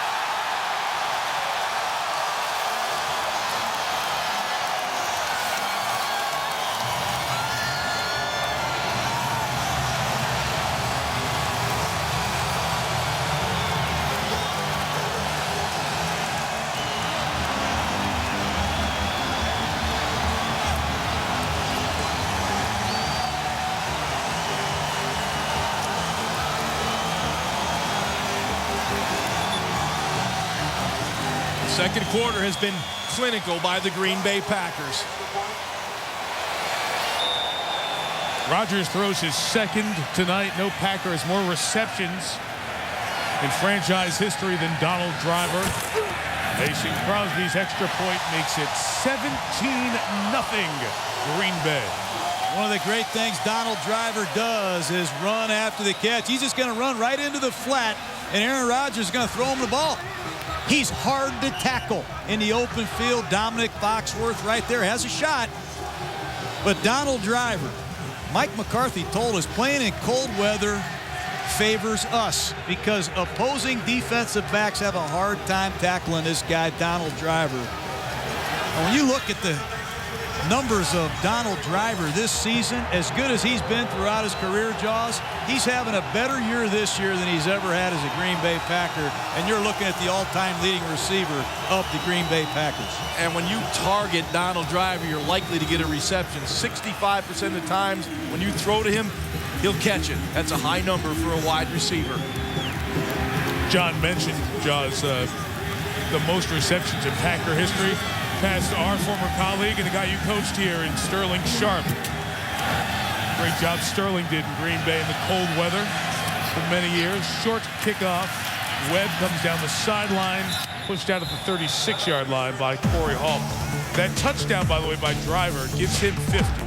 And that gives the Packer franchise 10 players with 50 touchdowns. It's the only NFL team with 10 players scoring 50 or more touchdowns. And if you look at the list, James Lofton, Antonio Freeman, Sterling Sharp, and Amon Green on there, in addition to the all-time Packers. It's an even mix. 5 from the more modern Packers, 5 from the old-school Packers. And the irony is that you have the Colts franchise, Baltimore and Indianapolis, was tied coming into tonight. They have 9 players in franchise history who caught or ran 50 or more touchdowns. Flacco's got a couple of timeouts to work with. Heap gets the sideline at the 44. Flacco's pass complete to Heap. Toyota halftime show's on the way. Chris Berman, Tom Jackson standing by. But Boomer taking us through the fastest 3 minutes, and the Saints, the game kept going until they were going to win because they remain undefeated. How about Arizona? We'll see them next Monday night against San Francisco. Are they in position for another Super Bowl run? And kicking issues. It's happened to a couple of teams, especially in the Beltway. The Ravens had their kicking issues this year, and the Redskins to that as well. Got to make a 23-yarder. 3 rush. Flacco to Heap is caught for the first down, and Baltimore will have to use a timeout with 15 seconds left. Ray Rice is the explosive player for the Baltimore Ravens. He's been non-existent. Here he fumbles early in the game, turned the football over. He's getting nowhere to go with the football. Penetration by the Green Bay Packers, D-line and linebackers. No space. Can't even use that great lateral agility that he has. Nowhere to go. Ray Rice not been a factor tonight. His offensive line has given him nowhere to run. And defensive coordinator Dom Capers has done an excellent job mixing it up. That last play, they rushed 2. Green Bay Packers had 9 in coverage. The Ravens have a timeout left. They can throw the ball into the middle of the field, but they have got to give Billy Cundiff an opportunity at least getting 3 points. Probably need to get him 16 more yards, too. Flacco throws, that is dropped by Heap. That probably works out better for Baltimore with 9 seconds left, sitting on that one timeout. Well, that time Dom Capers brings that double A gap blitz. You're going to see both linebackers come right up the middle. The center's going to take the first one, and Ray Rice, number 27, is going to have to pick up the second. And that puts Joe Flacco in a situation where he's got to move around. And again, the Packers are doing an excellent job of not only pressuring Joe Flacco, but they're doing an excellent job of covering whoever they get out into the route. At 9 seconds, and there's very little time on the back end of this to get 15, 16 yards and call your timeout. Again, 3 rush. He goes to the 1 receiver side to Heap, and it's incomplete with 4 seconds left. Kind of interesting there. You have all your receivers to the left, and you go to that 1 receiver side. Meantime, the pass rush with Brad Jones caused a little altercation at the end. Dom Capers really mixes up his defense. You're going to see the 3-4, the 4-3, the bear. They play that 2-4-5. They play a dime coverage. They really mix up to keep the offense off balance. You never know what you're going to get when you break the huddle when you look at a Dom Capers defense. You're going to get the Hail Mary pass right here. 3 Ravens split wide to the left. They're going to try to push the ball into the end zone on a Hail Mary. And 3 Packers back at the 10. Flacco certainly has the arm to get it there. And he'll put it up for grabs. And it's deflected and incomplete. Jared Bush got his hands on it. And we get to the first half.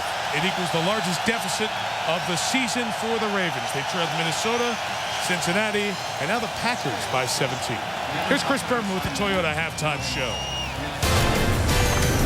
All right, Michael, thank you very much. Wow, we were watching December football at Lambeau Field with... Are you ready for the football?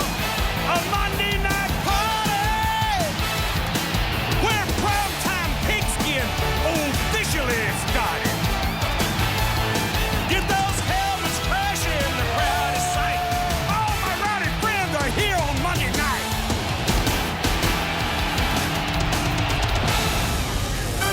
First time there's ever been a Monday Night Football game in December in Green Bay. 17-0 the Packers lead the Ravens. The Ravens offense struggling, to say the least. Gets the ball to start the second half. Mike Tirico, Ron Jaworski, John Gruden. Well, you have any answer for how Baltimore can get this going? Struggling. You're being nice. That was a pathetic performance by the Ravens offense. 24 yards rushing. Joe Flacco's been running for his life. The Ravens offensive line better wake up, or this game's going to be over real quick. In fact, it might be over already. They got to get something going that first possession. Well, they're going up against one of the top defenses in pro football. Green Bay has proven that. The Ravens don't have a play that they've run tonight for more than 7 yards. Ray Rice, Willis McGahee have run the ball for 8 yards and 9 carries. Green Bay's got to close the door now at home. They need to finish and keep doing what they've done, mixing pressure with zone and good physical play. Lardarius Webb will return it. If you're just tuning in, our temperatures in the low 20s, wind chill in the upper teens. No snow in the forecast, but a very tough night. We've seen a couple of mishandles of the ball. Webb goes down shy of the 20. And here's Michelle Tafoya. Well, hey, guys, spoke with both coaches. You know, John Harbaugh told us before the game he'd learn a lot about his team tonight. So I asked him what he's seen so far, and he said the game's not over yet, but we need to do every single thing better. We need to throw and catch better, block better, etc. As for Mike McCarthy, he said fundamentals, focus, and finish. Just like you said, John, we've got to play 60 minutes. We've been in this situation before and ended up losing games. We've got to finish. And one big emphasis, kickoff coverage. Can't let the momentum swing back to Baltimore. Oh, they did a good job of that right out of the gate, Michelle. Webb helped them by dropping the ball. Woodson's been a factor in blanketing Derek Mason, limiting the veteran to 1 catch. Ray Rice has had nowhere to run tonight. Only gains 2 yards there.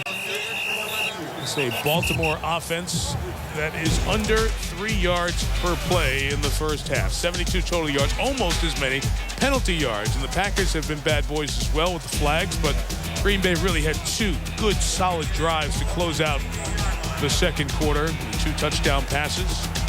Ravens turned it over twice, the Packers once.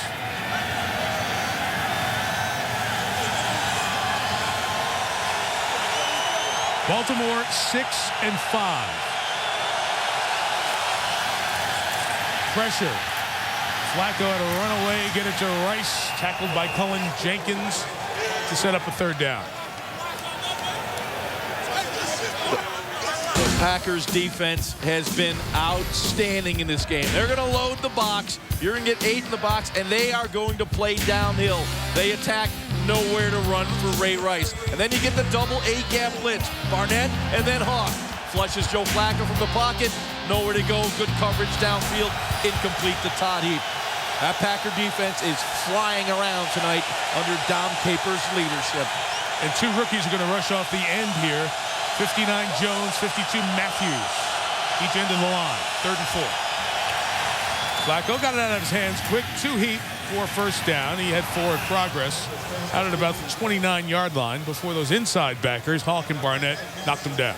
This is a big series for the Ravens. They motioned Ray Rice out of the backfield and just ran a simple stick-out route to Todd Heap. And Todd did a nice job knowing exactly what he needed for the first down. Flacco put the ball right between his numbers.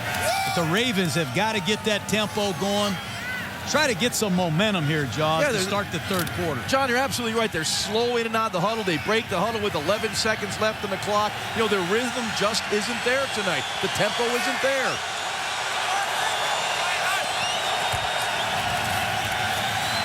Flacco had nobody open. And comes back to LaRon McClain, who couldn't handle it as he was being covered by Brandon Schiller. Matthews the pressure. Well, this time Dom Capers is going to jump into the old school Bear defense. They're going to cover all these linemen, and you're going to see Nick Barnett come in here to cover the tight end. But this is a pressure front. They're anticipating a rundown, and they create 5-on-5 up front. Hard for you to throw the football against that unless you have a route that's designed to beat man-to-man.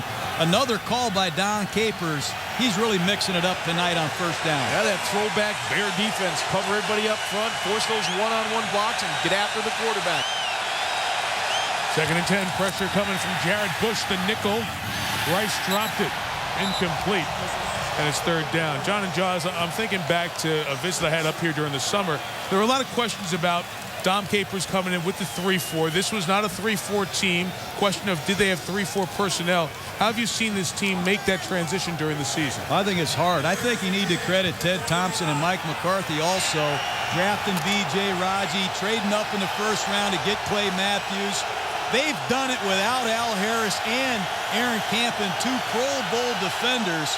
But for you to put a 3-4 defense in year one and have this success is uncommon.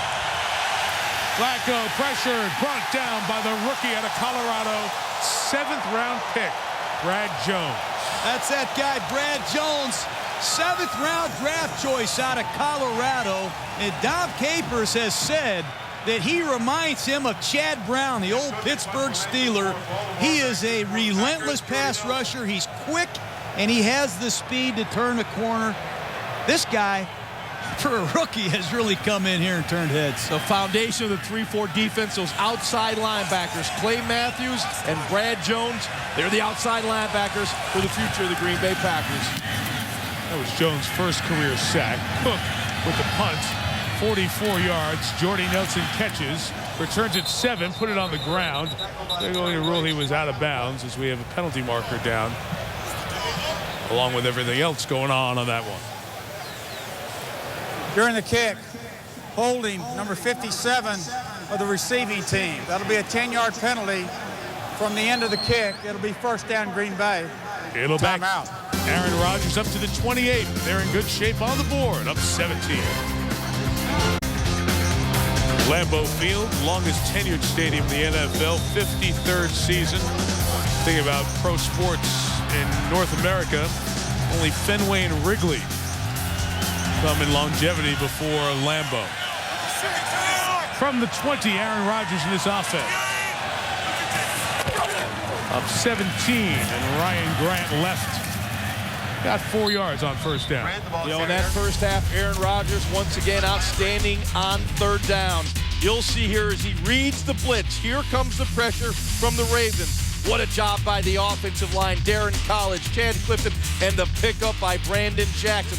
But watch the vision downfield, the anticipation, and the quick release of Aaron Rodgers. Another completion on first down for a first down. He came into the game the best NFL quarterback on 3rd down with a ridiculous rating of 135, and it continues tonight.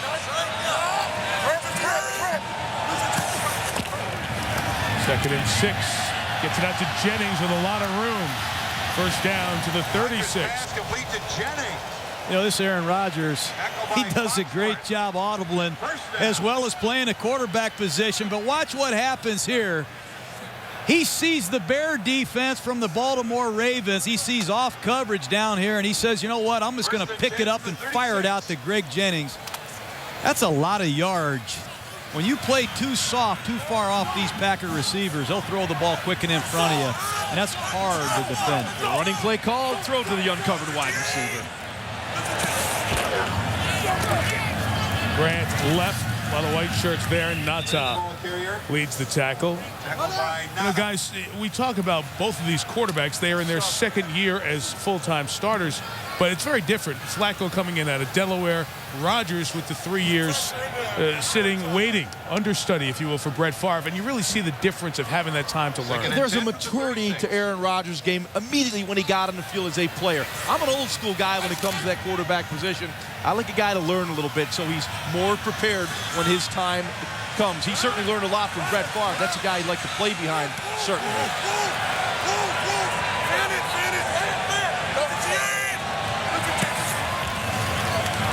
Second and 10, Rodgers eludes a sack. The flag is down as Nata was knocked down, and now Rodgers is knocked down by the combination of Kelly Gregg and Paul Kruger. Kruger had the big interception in overtime to set up the game-winning field goal last week against Pittsburgh. Illegal hands to the face, number 93, defense. That's a 5-yard penalty, first down. It'll go on Dewan Edwards and give another first down. That's clearly one of those situations. Although there was pressure on Aaron Rodgers and there's going to be a penalty on Dwan Edwards, you'd like to see Aaron Rodgers get rid of the football. He came into this game leading the NFL in sacks, having taken 44. When you feel that pressure, if there's a knock on Aaron Rodgers, he'll hold on to the ball a bit too long to wait. Sometimes the best throw is just throw it away and play another down. It's the best play because it's the only play. Thank you, John. John said that about 1,000 times to a variety of NFL quarterbacks. Spencer Havner, 41's in the game. Mr. Michael Finley, the tight end who has a touchdown, is headed off to the locker room. Came up gimpy on the first play of this series. Grant weaving his way toward midfield. Another penalty marker down. Holding number 63, offense. It's 10-yard penalty. It's first down. Penalty 13 here of the night, and 160-plus penalty yards, both teams combined. I'd like to come back to the Rodgers conversation for a second. You talked about some of the things he needs to improve on here in his second season. I was honestly surprised with both of you as we prepared for the game. You were both effusive in your praise of Rodgers and where you think his upside is. I don't think there's any question. Now, he had a chance to sit behind Brett Favre for a couple of years before he began his playing career, and that certainly helps. But both of these guys are in their 28th or 29th start consecutive. They're running out of excuses. They need to deliver at this time of year. 5 rushes picked up. Rodgers downfield. The driver looking for a flag on Landry, and there it is. Ravens sideline wants uncatchable. We have Dwan Landry running down the seam with Donald Driver. Pass interference, number 26, defense. First down. John, what is that, 12 now? That's 12. You see Landry carrying Driver down the seam, and, you know, I just get to the end of the day, you know, it's almost like the referees are just holding on to that flag, waiting for another Raven penalty in the secondary. I think that's the 3rd or 4th pass interference tonight, number 4 against the Ravens secondary. And like you said, 12 for the season, and John Harbaugh has addressed it with his team. Really got specific with how he addressed it with his defensive backs over the last couple of weeks. Rodgers with a pump. The deep stuff was covered. He just throws it to the down marker and incomplete. So I'd rather see Aaron Rodgers make that play right there, because, John, why? That's the only play again. Hey, very good. Right on cue. I'm glad. I want to go back to the quarterbacks, though. You know, last year, Flacco has this rookie sensation year. He's years ahead of the learning curve. And now, all of a sudden, we're saying he's a young quarterback again. You know, these guys have played now 28 starts. And here we are in December. And there's a lot at stake here in these games. And whether we like it or not, somebody's got to step up and make the plays.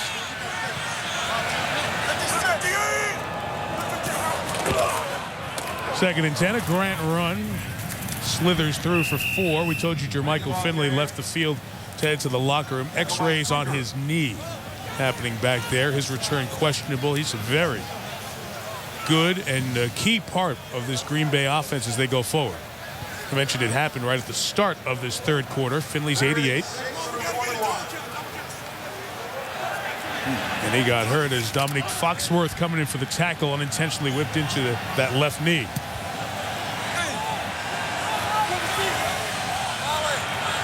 Again, third down. It's almost automatic for Rodgers. Here comes the pressure from the Ravens. Well, they showed their hands, so Rodgers has an idea where to go. There, Driver lost the football. Frank Walker, 41, trying to get it for Baltimore, and he has it. We'll look at a replay to make sure it was a catch and continued. Once again, Aaron Rodgers does a terrific job in the huddle. He holds the count, allows his receivers to see what the defense is, and fires a strike to Donald Driver, but he's not able to hold on. Yeah, I think it's a fumble. It's a catch and 2 steps down. Chris Carr knocked it away. Walker recovers a turnover. Packers, it'll be their second of the night. Baltimore has 2. Let's just take a quick peek at this one more time from this angle and watch his Driver catches it and is in the process of putting the ball away as he takes the first step, then the second, and Carr comes in to knock it free. Packers had a look at that before he went to break. Choose not to challenge. Flacco's throw is high and incomplete. intended for Clayton. Has he caught one tonight? Nope. Nothing. Flacco struggling as well. 8 of 19 passing. A lot of this Raven passing attack is play action passing. And when you're down 17-0, these play action passes don't have the sting that they normally do. But somebody has to rescue the Ravens offense right now. They have got to get a play to get some kind of rhythm and momentum going on this side of the ball. They've been completely shut out here tonight. The Packers corners just challenging. In your face, bump and run coverage, single high safety from the Packer defense. Rice left. A.J. Hawk couldn't tackle him, and there's Rice to the 46-yard line. Gain of 17. That's who you turn to, Ray Rice. He is their most explosive player. No question about that. Here, nice little seam. Sees the cutback. Terrific straight arm to A.J. Hawk and takes it up the field. Finally, a big play for the Baltimore Ravens.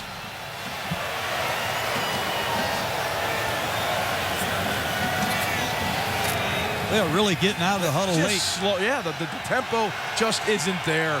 And even when they get out, it's kind of sauntering to the line.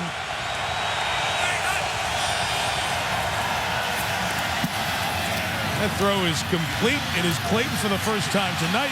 Breaks out of a tackle and gets to the 39-yard line. And, John, when we were in break, you said, hey, this is the drive of the season for the Ravens. I think so. You know, we get ready to go to the production meeting. We heard the Steelers lost, and the Ravens were going crazy. But that's a great start right here to this drive with Clayton and Rice making back-to-back first downs, putting the Ravens in striking distance. Might have an allergic reaction to where they are. It's only the 5th or now 6th play that they've run in Green Bay territory tonight.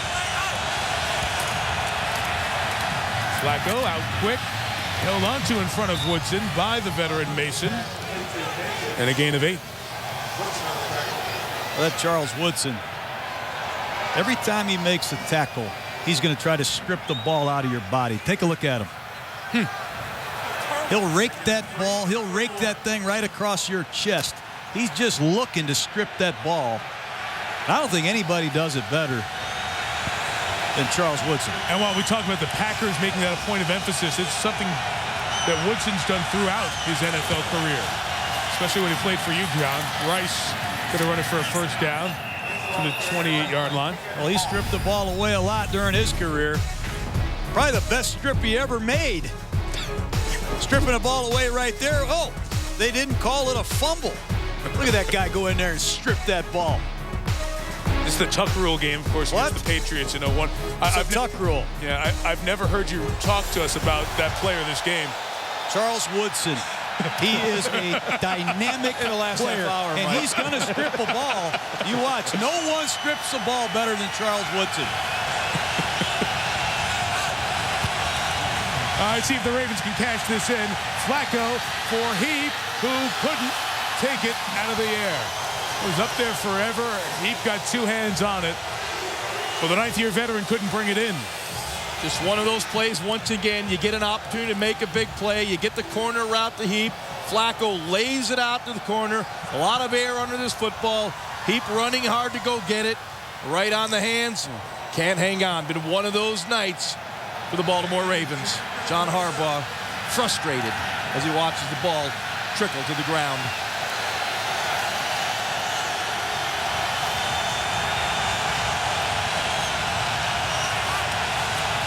Second and 10, play action. Flacco, another shot downfield for Clayton. He couldn't pull it in as he was being hit and bothered by Tramon Williams, and no flag. 3rd down coming.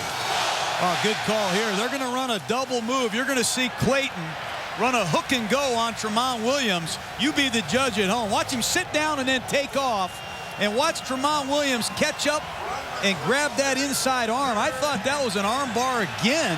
Same exact call they called on him earlier in the game. Tramon Williams has the arm locked. Clayton could not get it up, but no call.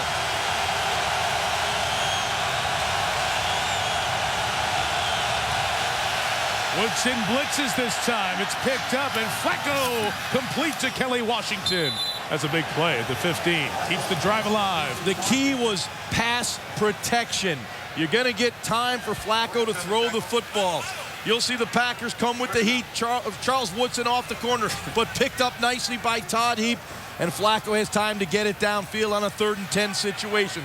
Dom Capers, you never know where the pressure's coming from. That time the Ravens were aware.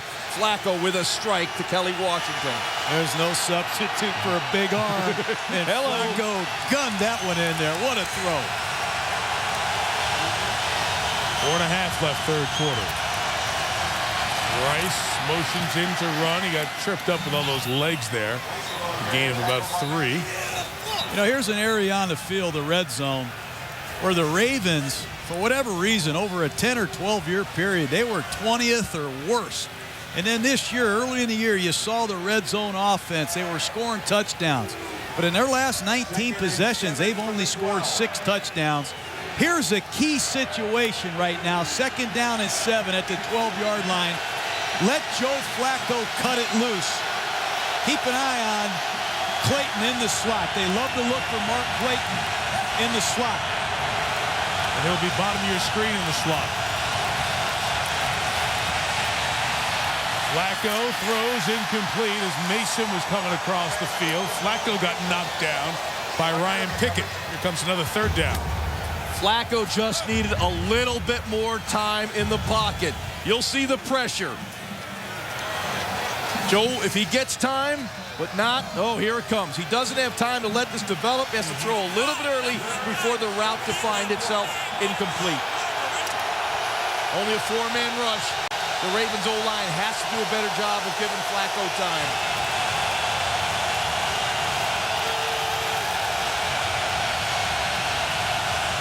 From the 12, they'll get another one. They were offside. Flacco can take a chance down here to the pylon. It is caught for the touchdown by Kelly Washington.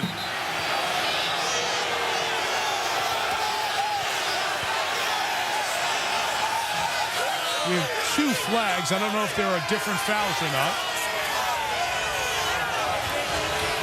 Offsides, number 97, defense.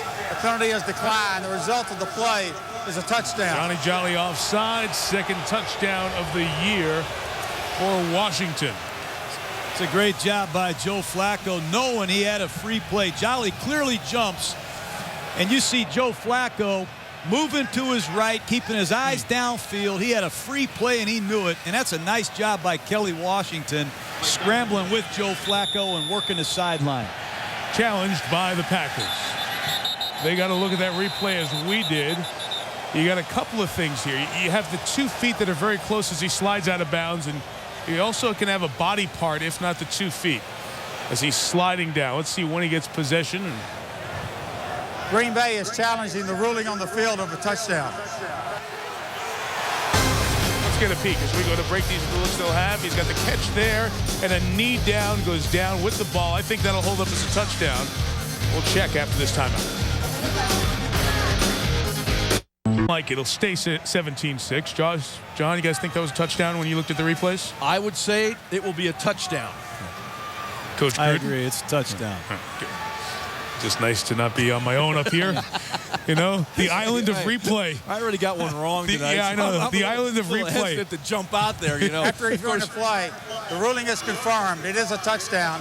Green Bay is charged with its first time out of the 2nd half, and is charged with its 2nd and final challenge of the ball game. And that's the most important thing. Well, the touchdown's the most important, but going forward, that's very important. The Packers cannot challenge the rest of the game. So Mike McCarthy's team loses that little chip on their side as Flacco throws his 14th touchdown pass of the year. That's a great drive by the Baltimore Ravens. Joe really distributed the ball well on that drive. Billy Cundiff knuckles through the extra point, 17-7. Well, it's my first time Lambeau. This is my Lambeau leap. No. By the way, you're not welcome here. Get out. Try that again. Lambeau, that is right over from somebody's house that is across the street. How about looking out at your front porch and seeing Lambeau Field every day? Very cool. John, you coached here. This is quite a place. Yeah. It's all Green Bay Packer fans. There's nothing like this place in Lambeau Field. What tradition. Spectacular place to see a football game. This one gets a little more interesting now. A sky kick, a short kick. I think one of the big guys get it. For that reason, it is fumbled on the return and a scramble underneath.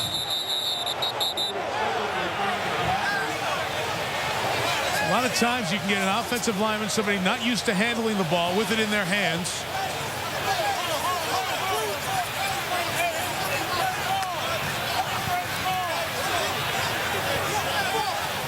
It was Evan Dietrich Smith who had it. And Baltimore has recovered. So Evan Dietrich Smith could not hang on, and now it may be pointed the wrong way. Correction. My error. Green Bay recovered. Walt Anderson pointed the wrong way. Dietrich Smith lost it. Jameel McClain came in and hit him. And then who knows what lurked at the bottom of the pile as it was booted around. And you kind of see 29 for the Packers. Derek Martin getting in underneath with Desmond Bishop, 55. Well, they dodged a bullet there. Let's keep an eye on this Baltimore Raven defense now. They've got to be rejuvenated. Now it's a 10-point game. And a stop here becomes paramount.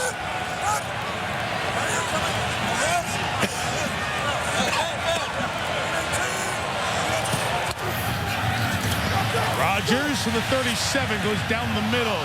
It is off the foot of Driver and caught out of the air by Jarrett Johnson. Let me roll. Yes, it's an interception. And the Ravens do get it. So on back-to-back plays on offense for the Packers, passes intended for Driver become interceptions. Goes off his leg and up. It looked clean. It doesn't matter. The Packers couldn't challenge it anyway. A Packer team that turned it over 10 times in 11 games has turned it over 3 times tonight on back-to-back offensive snaps, and we watched that play closely during the timeout, and it was a great call live by the officials. Off the leg of Driver, intercepted by Jarrett Johnson. What a chance for Flacco and the Ravens. Joe hit as he takes a shot downfield and deep, incomplete, and a flag on Tramon Williams, who interfered with Demetrius Williams. Cam Cameron, offense coordinator, dialed up the big play. He was going to take his shot after the turnover, and you'll see it right here. It's the post route on Williams. Pass interference, number 38, defense. First down at the 1-yard line. By Williams, and you'll see right there, clearly locks the arm. They can't get up. Good call. And happening in the end zone, it takes it to the 1, and now Baltimore brings Haloti Ngata, their outstanding defensive lineman, in the game, and he'll play fullback after that 41-yard penalty. Well, move Ngata instead to the wing on the left, which they also did against Pittsburgh. And Flacco rolls right and throws across his body, incomplete for McGahee coming out of the backfield. So let's go back 2 plays, guys, to the Driver play. Was this a poor throw or something he should catch? Well, clearly the ball's a little bit low. It almost looks like Donald misjudged it. But I've seen Driver make that catch for years. This game is turned around with 2 miscues on balls intended for Driver. One is a fumble, one is tipped off his leg, an interception, and now the Ravens are knocking at the door. The Ravens got so many big bodies on the field. Flacco to McGahee to the right, pounds in behind Ngata and company. 4-point game. He'll go for a leap. Well, he was smart. He looked for some Raven fans. What a stunning turnaround. It's 2 touchdowns in a half minute. Off tackle power running. You see the left guard, Ben Grubbs, lead him to daylight. And Willis McGahee is still a big punishing inside power runner. And this crowd is quiet. The Ravens did nothing in the first half. They come back, and now they're within a field goal with 2:58 left in the third. Billy Cundiff adds that the fans continue to boo at the pass interference call. With the turnovers by Mike McCarthy's team, this game is done a 180.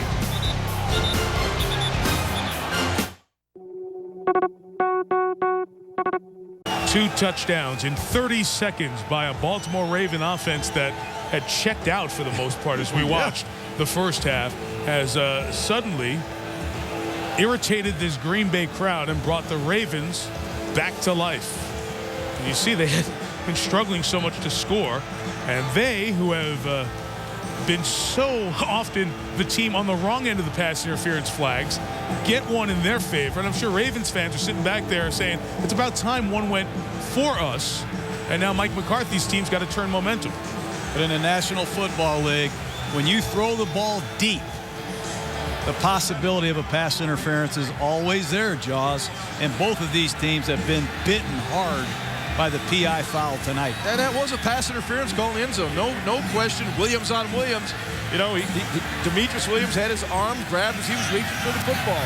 That's another sky kick. Why not try it again? A fair catch is called for and made at the 38-yard line by Desmond Bishop. As the Ravens tried to go to the same tactic that put the ball on the ground the last time. So Driver, who's been the intended receiver on the last couple of plays, a fumble, and then off his leg and a turnover. And this is a Packer team that's taking care of the ball so well, especially the veteran Driver. Chris Carr stripped him on that one. And this one, a tough throw to catch as he was going down off his shin and hauled in by Jarrett Johnson. And 2 touchdowns in 30 seconds off the back end of that, and we got a game.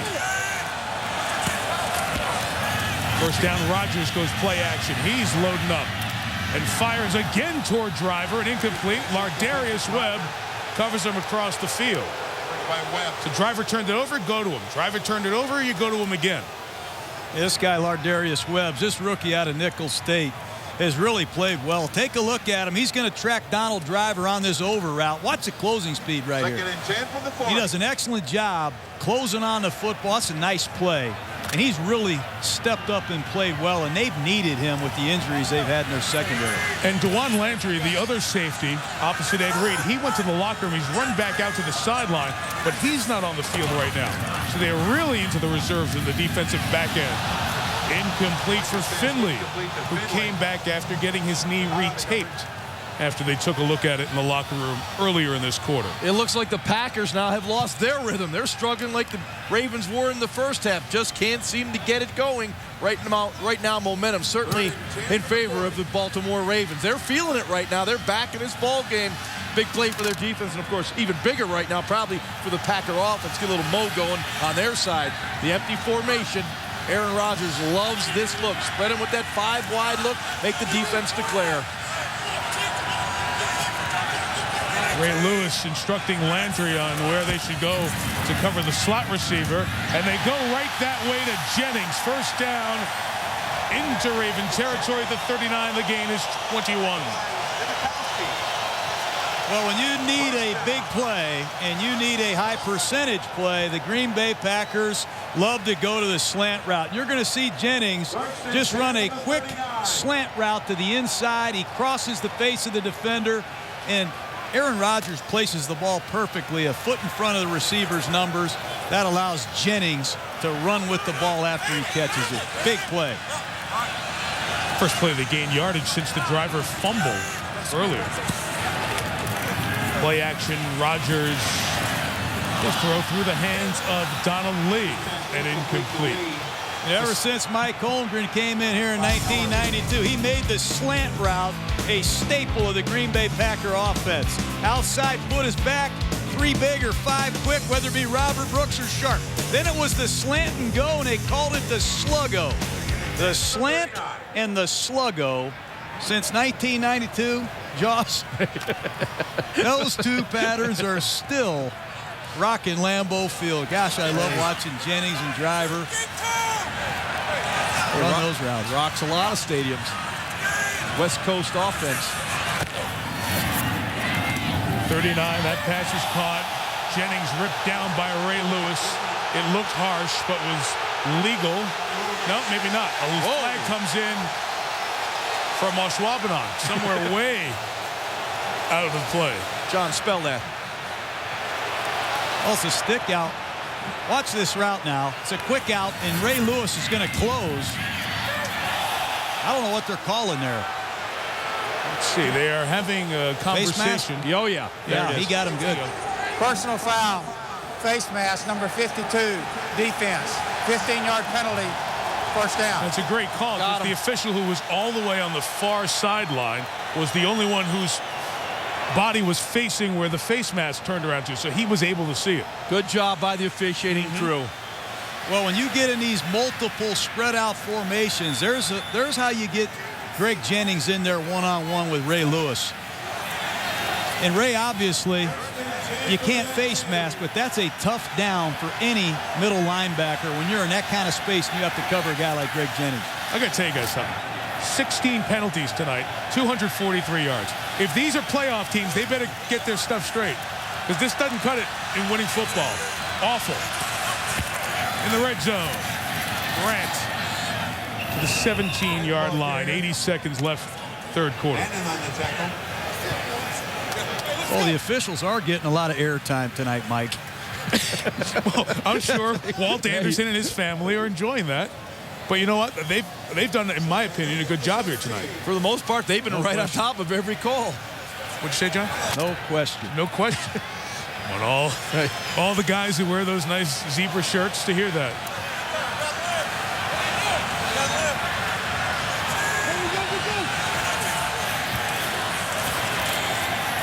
Rodgers flush, good pass rush by Barnes.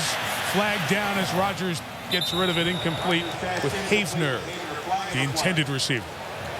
And Antoine Barnes. Holding, number 65, offense. 10-yard penalty, still second down. Mark Tauscher holding on the play, and as John talked about earlier, Antoine Barnes, coming out of Florida International, was a 4.5 40 sprinter.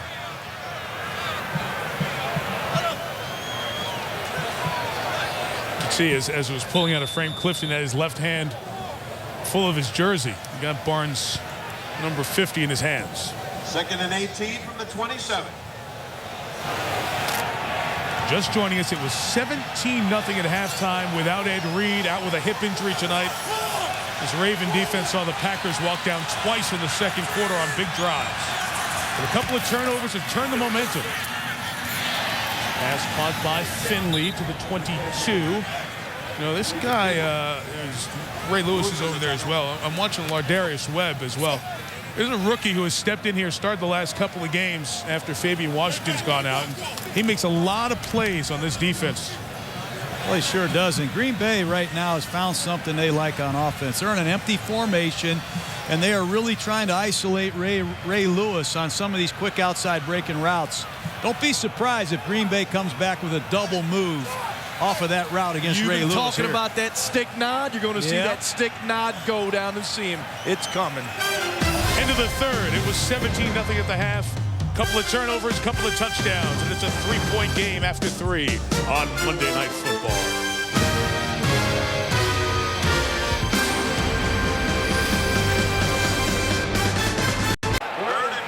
Mike Tirico, Ron Jaworski, John Gruden, Michelle Tafoya on the sideline. Fourth quarter here at Lambeau. Packers trying to get to 8-4. Ravens trying to get to 7-5.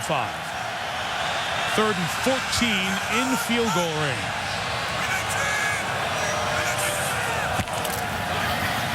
Ravens flush him out of the pocket. Rodgers, a great runner. Just hits the sideline, gets out at the 20. And we'll have a 37 or 8-yard field goal attempt coming from Mason Crosby. Trevor Price wins quickly, gets pressure on Rodgers, force him outside the pocket. The play never had a chance to develop. Well, you're going to see a stunt on the right side, and like you said, Jaws, it came clean. But this is a heads-up play by Aaron Rodgers, getting a positive play and setting up a makeable field goal. This is hard on the holder and the snapper. Matt Ryan, who holds, Brett Good, who snaps. They haven't been out here in this. Got to get it and put it down, and Crosby missed it to the right. No good from 38. And the Ravens dodge a bullet. You can read the lips of Mike McCarthy. Come on, Mason. His kicker doesn't get it. And the Raven defense holds. Momentum stays on the side of the guys in black and purple.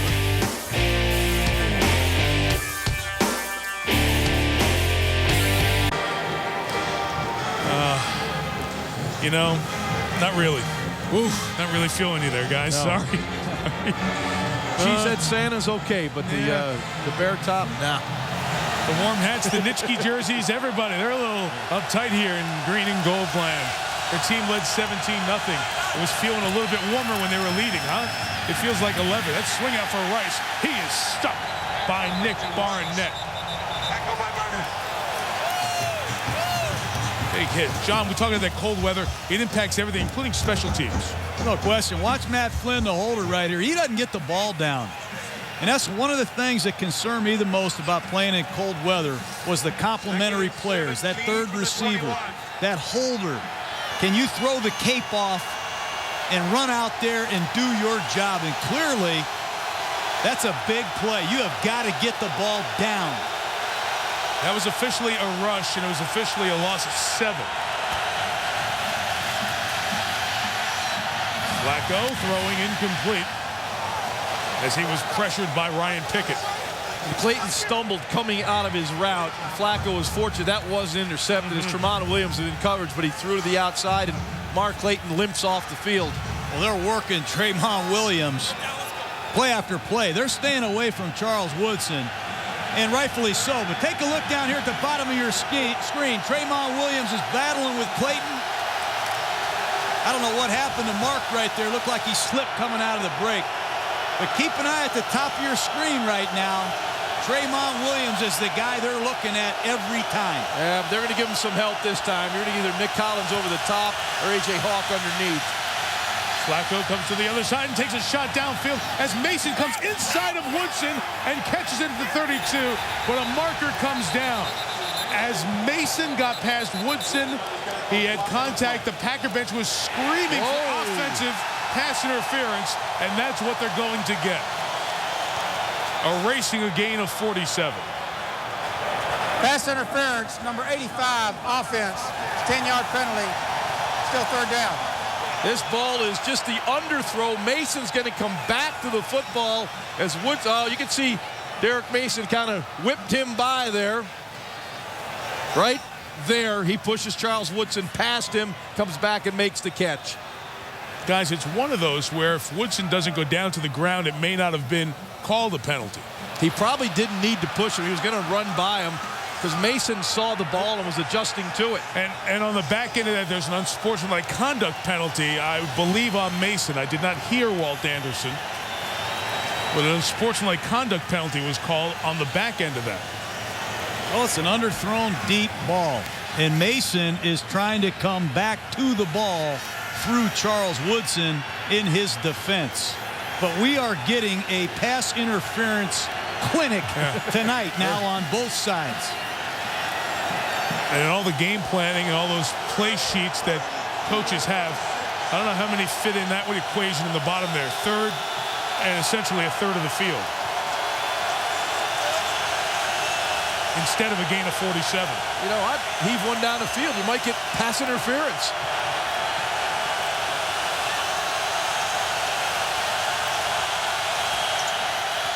Oh, put it on the ground as they tried the fake pass and the run, but Rice was able to get it and get to the 9-yard line. Jaws, you've played many cold weather games.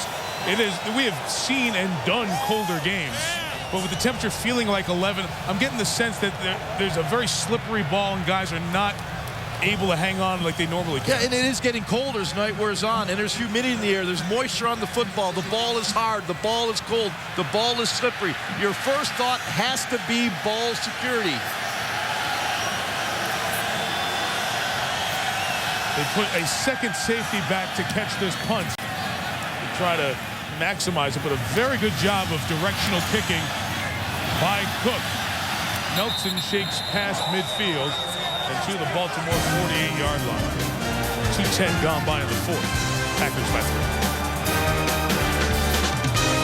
3. Green Bay Curling Club, where the U.S. Olympic team and some of them were outside of Lambeau showing off their skill of curling on their way to Vancouver and the Olympics coming up in a couple of months. First and 10 for the Packers at the 49-yard line. Here's a run for Grant. 4 to the 45-yard line. So good field position here because of this pass interference penalty as Mason was coming back to the ball and got rid of Woodson. And that's one you have to call. And think it was a good call, but Mason, part of this frustrated team, feeling like they don't get any flags, was giving a lot of complaining to James Coleman, who ran out of flags, and he said, hey, throw my hat on you, and his unsportsmanlike conduct. Enough is enough. 5 pass interference penalties tonight. First time a team's had that in 8 years on the Ravens. 4 of them defensive pass interference, and then on the offensive end. 2nd and 7, a flushed Rodgers, chased by Bannon, complete to his fullback, Corey Hall. First down at the 33. Mobility by Aaron Rodgers, extending the play outside the pocket. You'll see the pressure from the linebackers, that fire X up the middle. They get clean inside. Uh-oh, he's got to break the pocket. Rodgers gets outside. Once again, we say it all the time with Aaron Rodgers, head down field, find a receiver. Big play.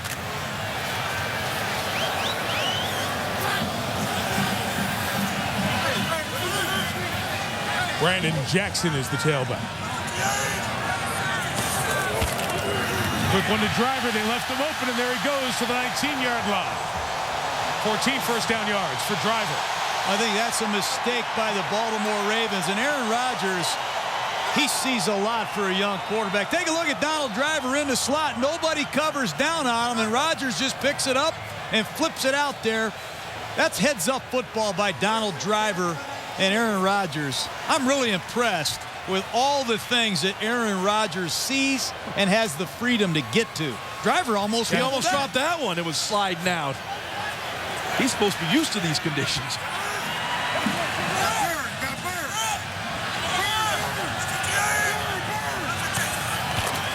The 19. Rodgers throws complete to the goal line. Finley, Mr. Monday Night. 3 touchdowns this year, all on Mondays.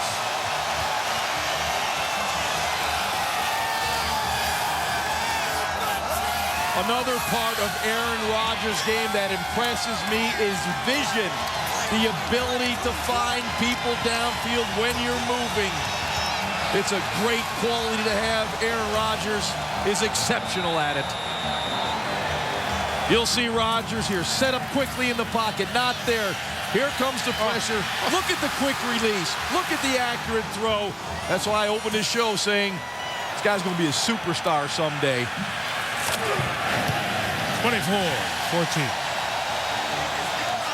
Completions of 13 to the fullback, 14 to the receiver, 19 to the tight end. Watch his eyes, moving him around.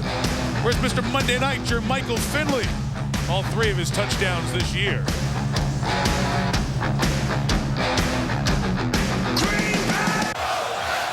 Back here in Green Bay. And tip of the scarf to these folks. Feels like it's 11, the temperature's 20, and 70,000 strong. They have been loud right throughout, and they're all still here. Lardarius Webb, who has one, returned all the way to the house earlier this year in a foot race. Webb took it and protected it well as Williams tried to strip him all the way to the 26. What an impact on the game for Lardarius Webb. 68-yard return. This is the Achilles heel of the Green Bay Packers. Their special teams.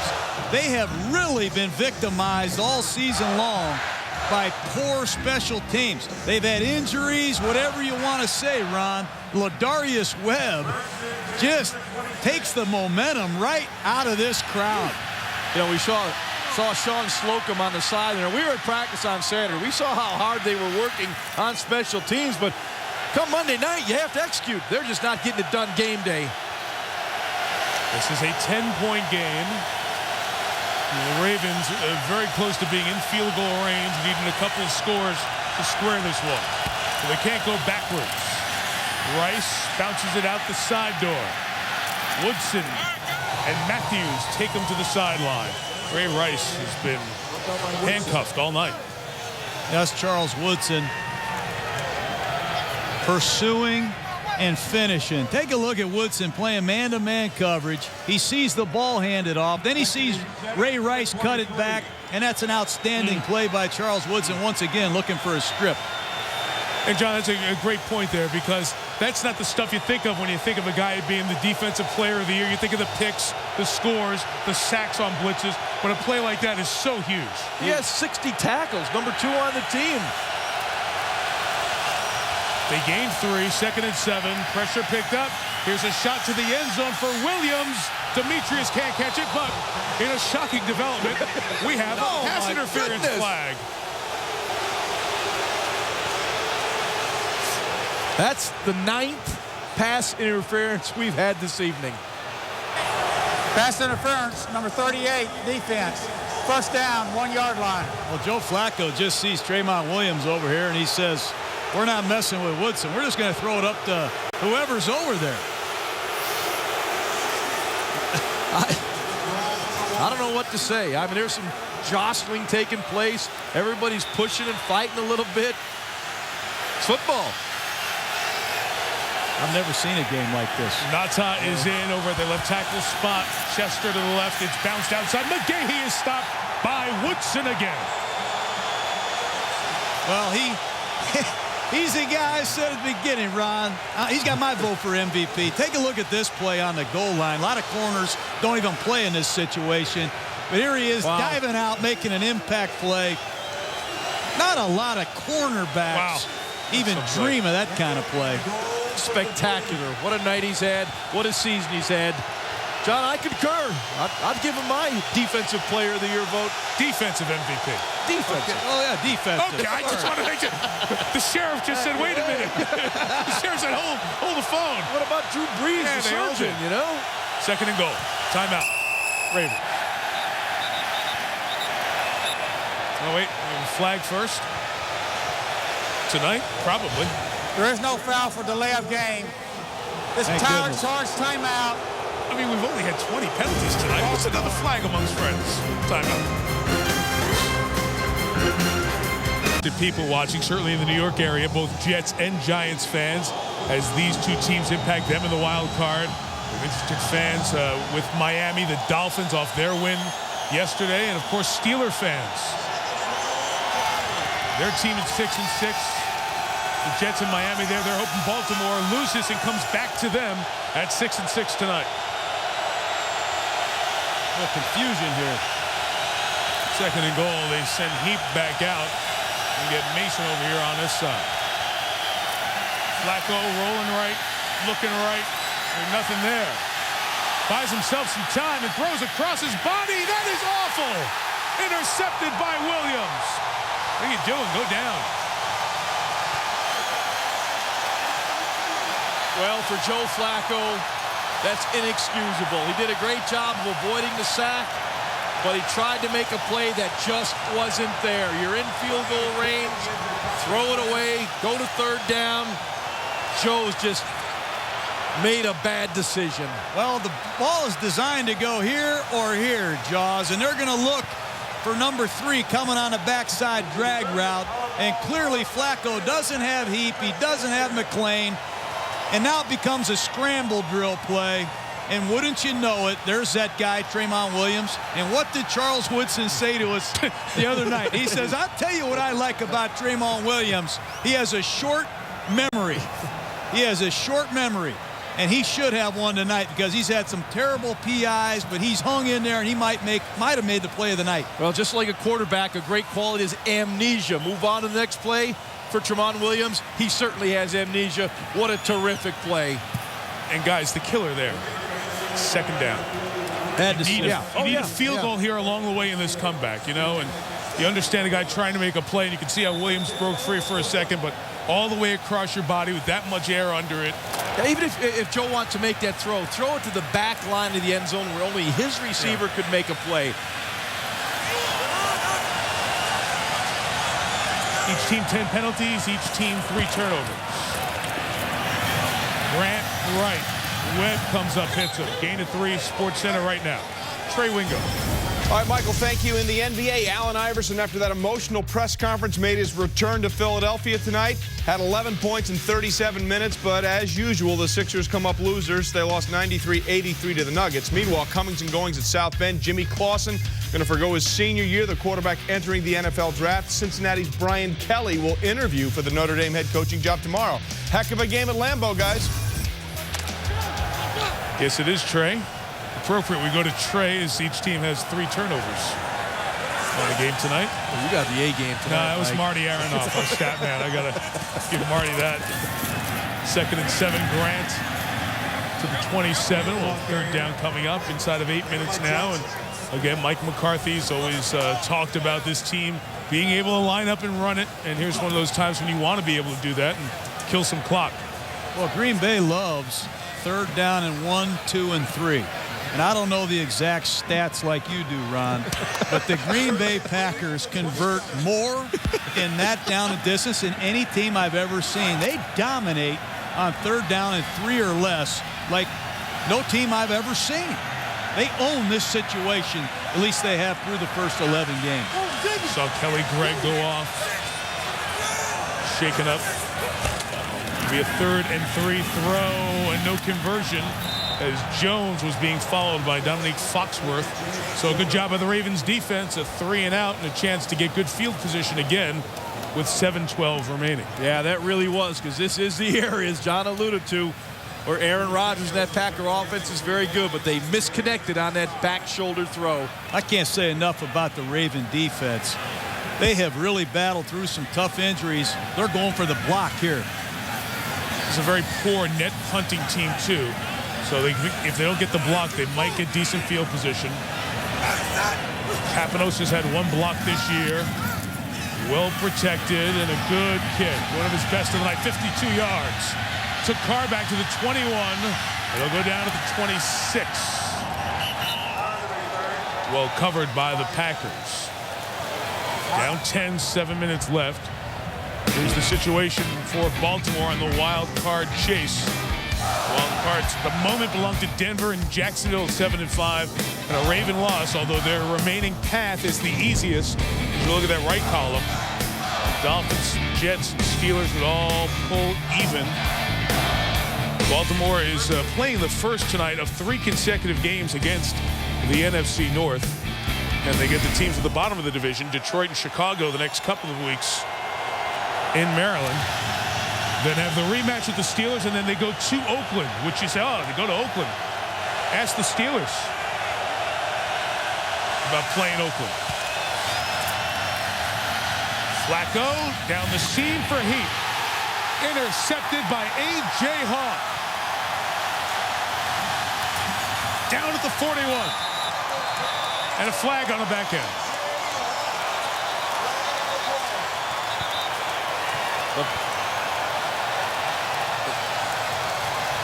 Flacco intercepted on back-to-back plays.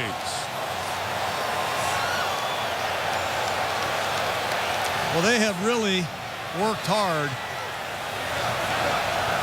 During the return, illegal block in the back, number 77 of the intercepting team. 10-yard penalty will be 1st down. They have really worked hard, the Baltimore Ravens, to get the ball to Todd Heap. And you're going to see these 2 safeties. They're going to try to get Heap on a middle read, but A.J. Hawk carries Todd Heap right down the seam. Watch him flip his head and find the ball and make a heck of a catch away from his body. That's why he's a 1st-round draft choice, Jaws. That's a heck of a play by A.J. Hawk. Couldn't agree with you more. You know, the one thing, you go with the play action, you try to hold the underneath coverage. A.J. Hawk did not bite it. Flacco tried to squeeze it into a tight window. The throw wasn't there. You just saw the athleticism that made the play. It's just an outstanding job by A.J. Hawk making that interception. He played it like a wide receiver. 6:48 left. Amon Green, good carry for about 9 yards into Raven territory at the 41. You guys talk about Hawk making that pick, the 4th of his career. Remember, he was the 5th overall pick in 06. And you know, the conversation around here has been there's been a dearth of those big plays. When you're the number 6 pick, you expect a game changer. That hasn't been there for Hawk. There's a very significant one right there. Oh, no question about it. This is a playoff play right here. I mean, you intercept the pass inside of 7 minutes. A.J. Hawk's had over 100 tackles 3 straight years. And for him to make a play in that situation is good for him. And his role changes this year from a 4-3 middle backer in the 3-4 now. Here's a run up the middle with Green for the first down. This is when you have to be able to run the football. I don't care if you run for 250 yards. This is when you have to run it. Yeah, but look at the right guard, the center, the left guard, the fullback. This is old school Green Bay Packer football. And that's an old school Green Bay Packer. That old back. That's Ahman Green delivering right here. They need to run some clock, and no better way to do it than on the ground with a back that's been there and done that, and he's fresh. Grant is fine. He's standing on the sideline here. Ahman Green's finished off a few games at Lambeau. Gain of a couple of yards. Again, his story, 6 1,000-yard seasons in a 7-year stretch here in Green Bay. And then went to Houston to play for the Texans in 07 and 08. Mostly injury plagued. Only had really 14 games played for the Texans. Did Ahman Green, and was out of football the start of this year. Came here week 7. Gives you a couple of very productive snaps there as he goes over to the bench. You know, when you're here in Green Bay, you hear so much about Vince Lombardi, and I think of all those video clips we've seen of Vince Lombardi. You get a seal here and a seal here, and you get an alley here. Boy, that's Packer football. Jim Taylor around the corner.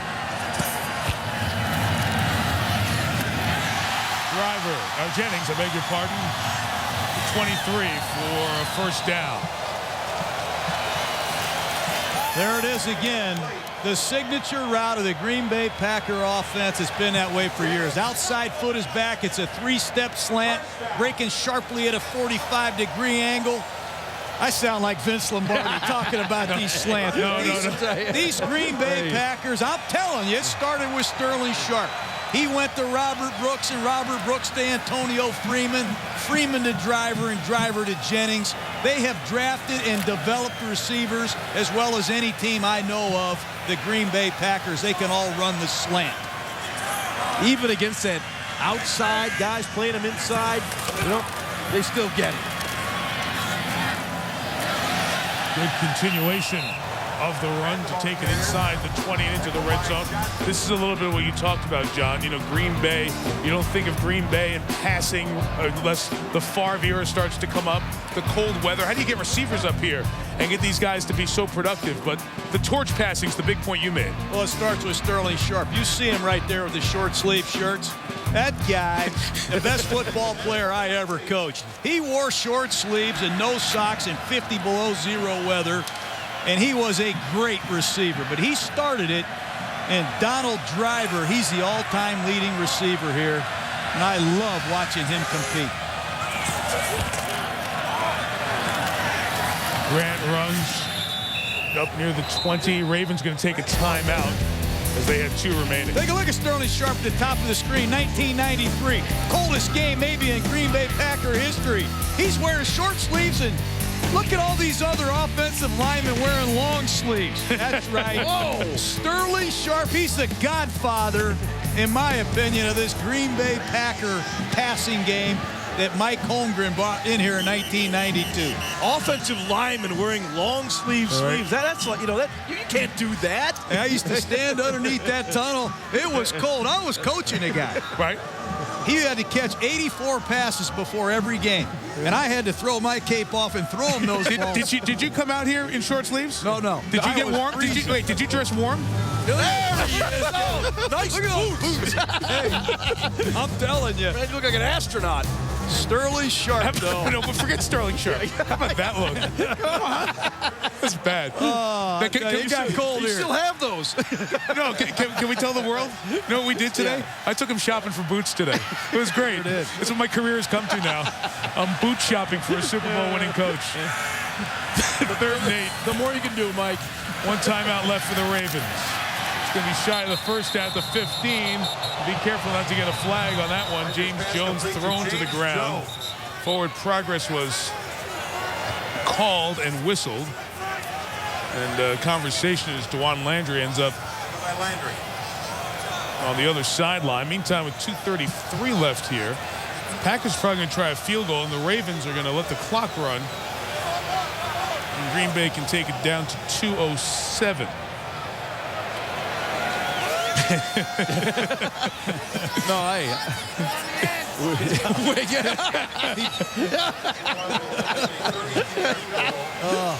know that guy. Your neighbor, wasn't he? They're watching the play clock. The play clock reset on this, guys. It was interesting.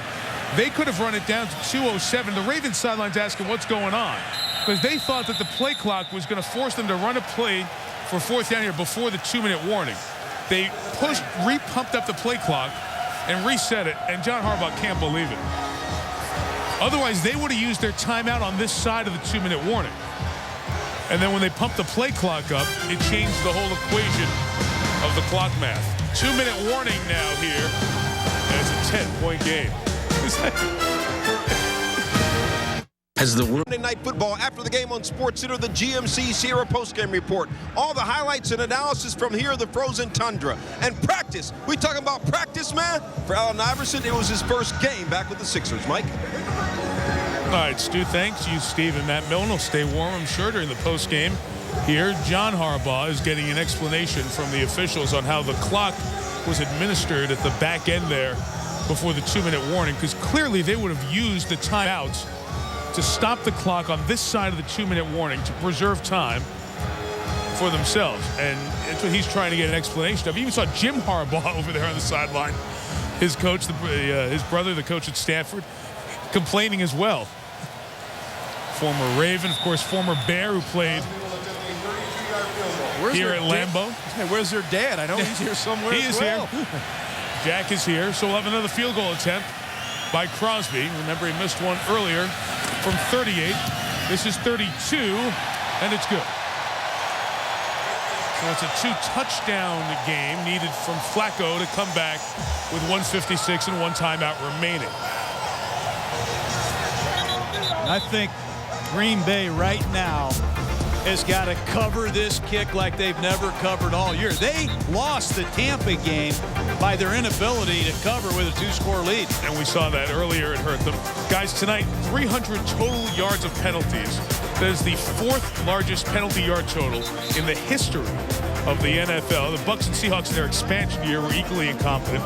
See the Packers playing the Boston Yankees? Wow. That game was played at Fenway. This game at Lambeau is the first time in the 53 years of football here that both teams have had over 100 yards of penalty. But the Packers have had that happen a couple of other times. One game played at Wrigley Field, and one game that we just showed you played at Fenway. So the oldest ballparks where it's still being played in America, Fenway, Wrigley, and Lambeau, also have that designation.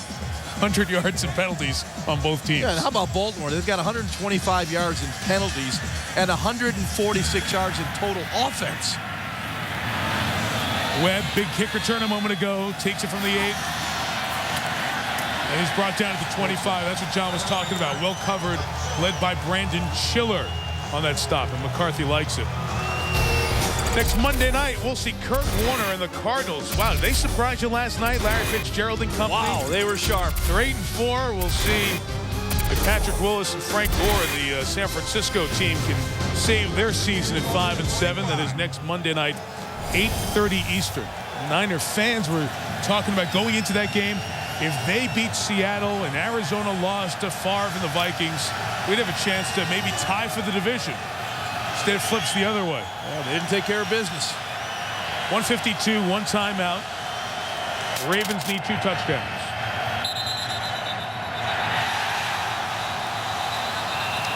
But first, a flag. Wow. Shocking. False start, number 74, offense, 5-yard penalty, still first down. You know, for all the publicity that Brett Favre versus his old team got this year, it's a great story. But I just have this feeling that if Green Bay can get into the playoffs, they would love to have one more shot at the Minnesota Vikings. And Aaron Rodgers, I'm sure, would relish that. But they have got to clean up the penalties. They know that. Tramon Williams, number 38, I think, has been victimized 3 times. But they have to push the ball down the field here. They might get another one. A run here with Rice up the middle, getting big yardage, getting 21-yard chunk as the Ravens are in the no-huddle mode, obviously, with only 100 seconds and 1 timeout. This Packer defense is much improved under Dom Capers. What a turnaround from a year ago. You know, the players are adapting to this scheme, all the changes that they do on the defensive side, the confusion they create. Flacco's pass for Heap is incomplete. Minute 23 to go. Hawk on the coverage. You know, A.J. Hawk has come on tonight as a pass defender. A lot of people think of A.J. Hawk as a run-stopping linebacker, but he's held his own and played extremely well against Todd Heap. Pretty darn good tight end tonight. Well, that was the knock against A.J. Hawk, and he was a good downhill player against the run, but he was a liability in the passing game. You know, the interception he made on that, you know, down the whole route to Todd Heap was athletic, and that's the kind of play that'll keep him on the field for more plays in passing situations. Flacco's missed his last 5 passes, his last 6 passes. 2 of them intercepted. Jared Bush comes up to make a play. You know, this has been a situation where Joe Flacco has dominated this year. His 4th quarter numbers are better than most guys. But tonight, the 2 interceptions, 6 straight incompletions. This Raven pass offense just hasn't taken off tonight. Their entire offense still well under 200 yards for the night. Yeah, in fact, you know, you mentioned those 4th quarter numbers for Joe. It's been almost a 68% complete in the 4th quarter and 9.5 yards per pass. But that hasn't happened this evening.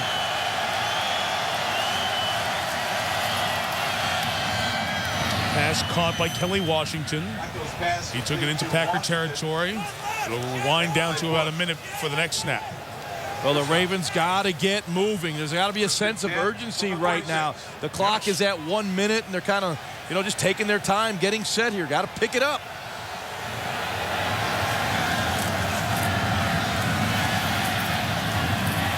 Might be better off. Incomplete there. B.J. Raji with the pressure guys.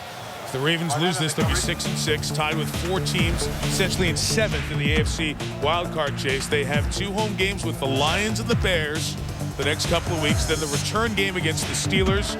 And both teams would be desperate, maybe playing to knock each other out. And at the Raiders to close on January 3rd. Well, Baltimore's got to throw the ball to the end zone. Hope they get a PI or a play, but these checkdowns aren't going to cut it right now. 50 seconds left. Throw it down the field. Did you say pass interference? Here comes a blitz up the middle by Barnett. It was picked up, and there's a throw for a gain of a yard. Yeah, don't figure that one right there. Throwing the flat's not gonna do anything for you here. You got to take your shots, Joe. They're going to take their final timeout here with 43 seconds left. Here's the Packers story, guys. If they can hold on here, they'll go to 8-4, going to Chicago. And if you notice the weather, like tonight, they're going to get cold games here the rest of the way. In Chicago against the Bears, they face the Steelers as well. The Seahawks back here at Lambeau to close the home schedule on December 27th, and they'll be in Arizona on January 3rd. And who knows what the Cardinals will be playing for at that point. You just don't know. So a lot to do in this final quarter of the season. Well, what's going to make it interesting for the Packers down the stretch is to play their defense. I alluded to a moment ago, this defense is much improved. They're young, they're fast. Boy, they get after it. You know, hey, we all know what they have on offense. Aaron Rodgers and that plethora of wide receivers. 3rd and 9. Baltimore now is out of timeouts. We're going to get a false start penalty here on Jared Gaither. False start, number 71, offense. 5-yard penalty, still 3rd down. I feel like it's a pinball game. You know, you just keep adding up the yards. What'd you say that graphic was? Now we're up to 310, Mike. That's right. It's like the Jerry Lewis Labor Day telethon. Let's check the tote board. Yeah, that's what I meant to say. We're going up. We have hit one of the lowest points in modern football. We have tied a record of a game between the Bucs and the Seahawks in 1976. No comment. I mean, really. 310 penalty yards.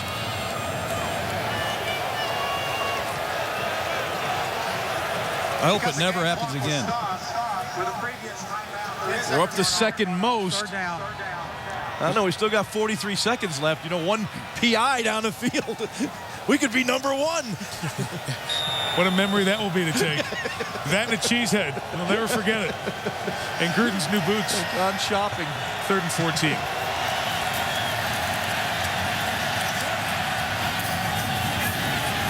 Heap out of bounds at the 39. Like those pass completion, Heap, enough by Woodson. I just don't understand what good that does with no timeouts in this desperate a situation. I don't either. I just... Well, Coach, you should have all the answers. Throw the ball toward the end zone. Every play you have right now should be designed to throw it into the end zone. It's the only chance you have. Thank you. 4th and 3, and the fans here at Lambeau rise and try to send their defense into the cold night, locking up this victory.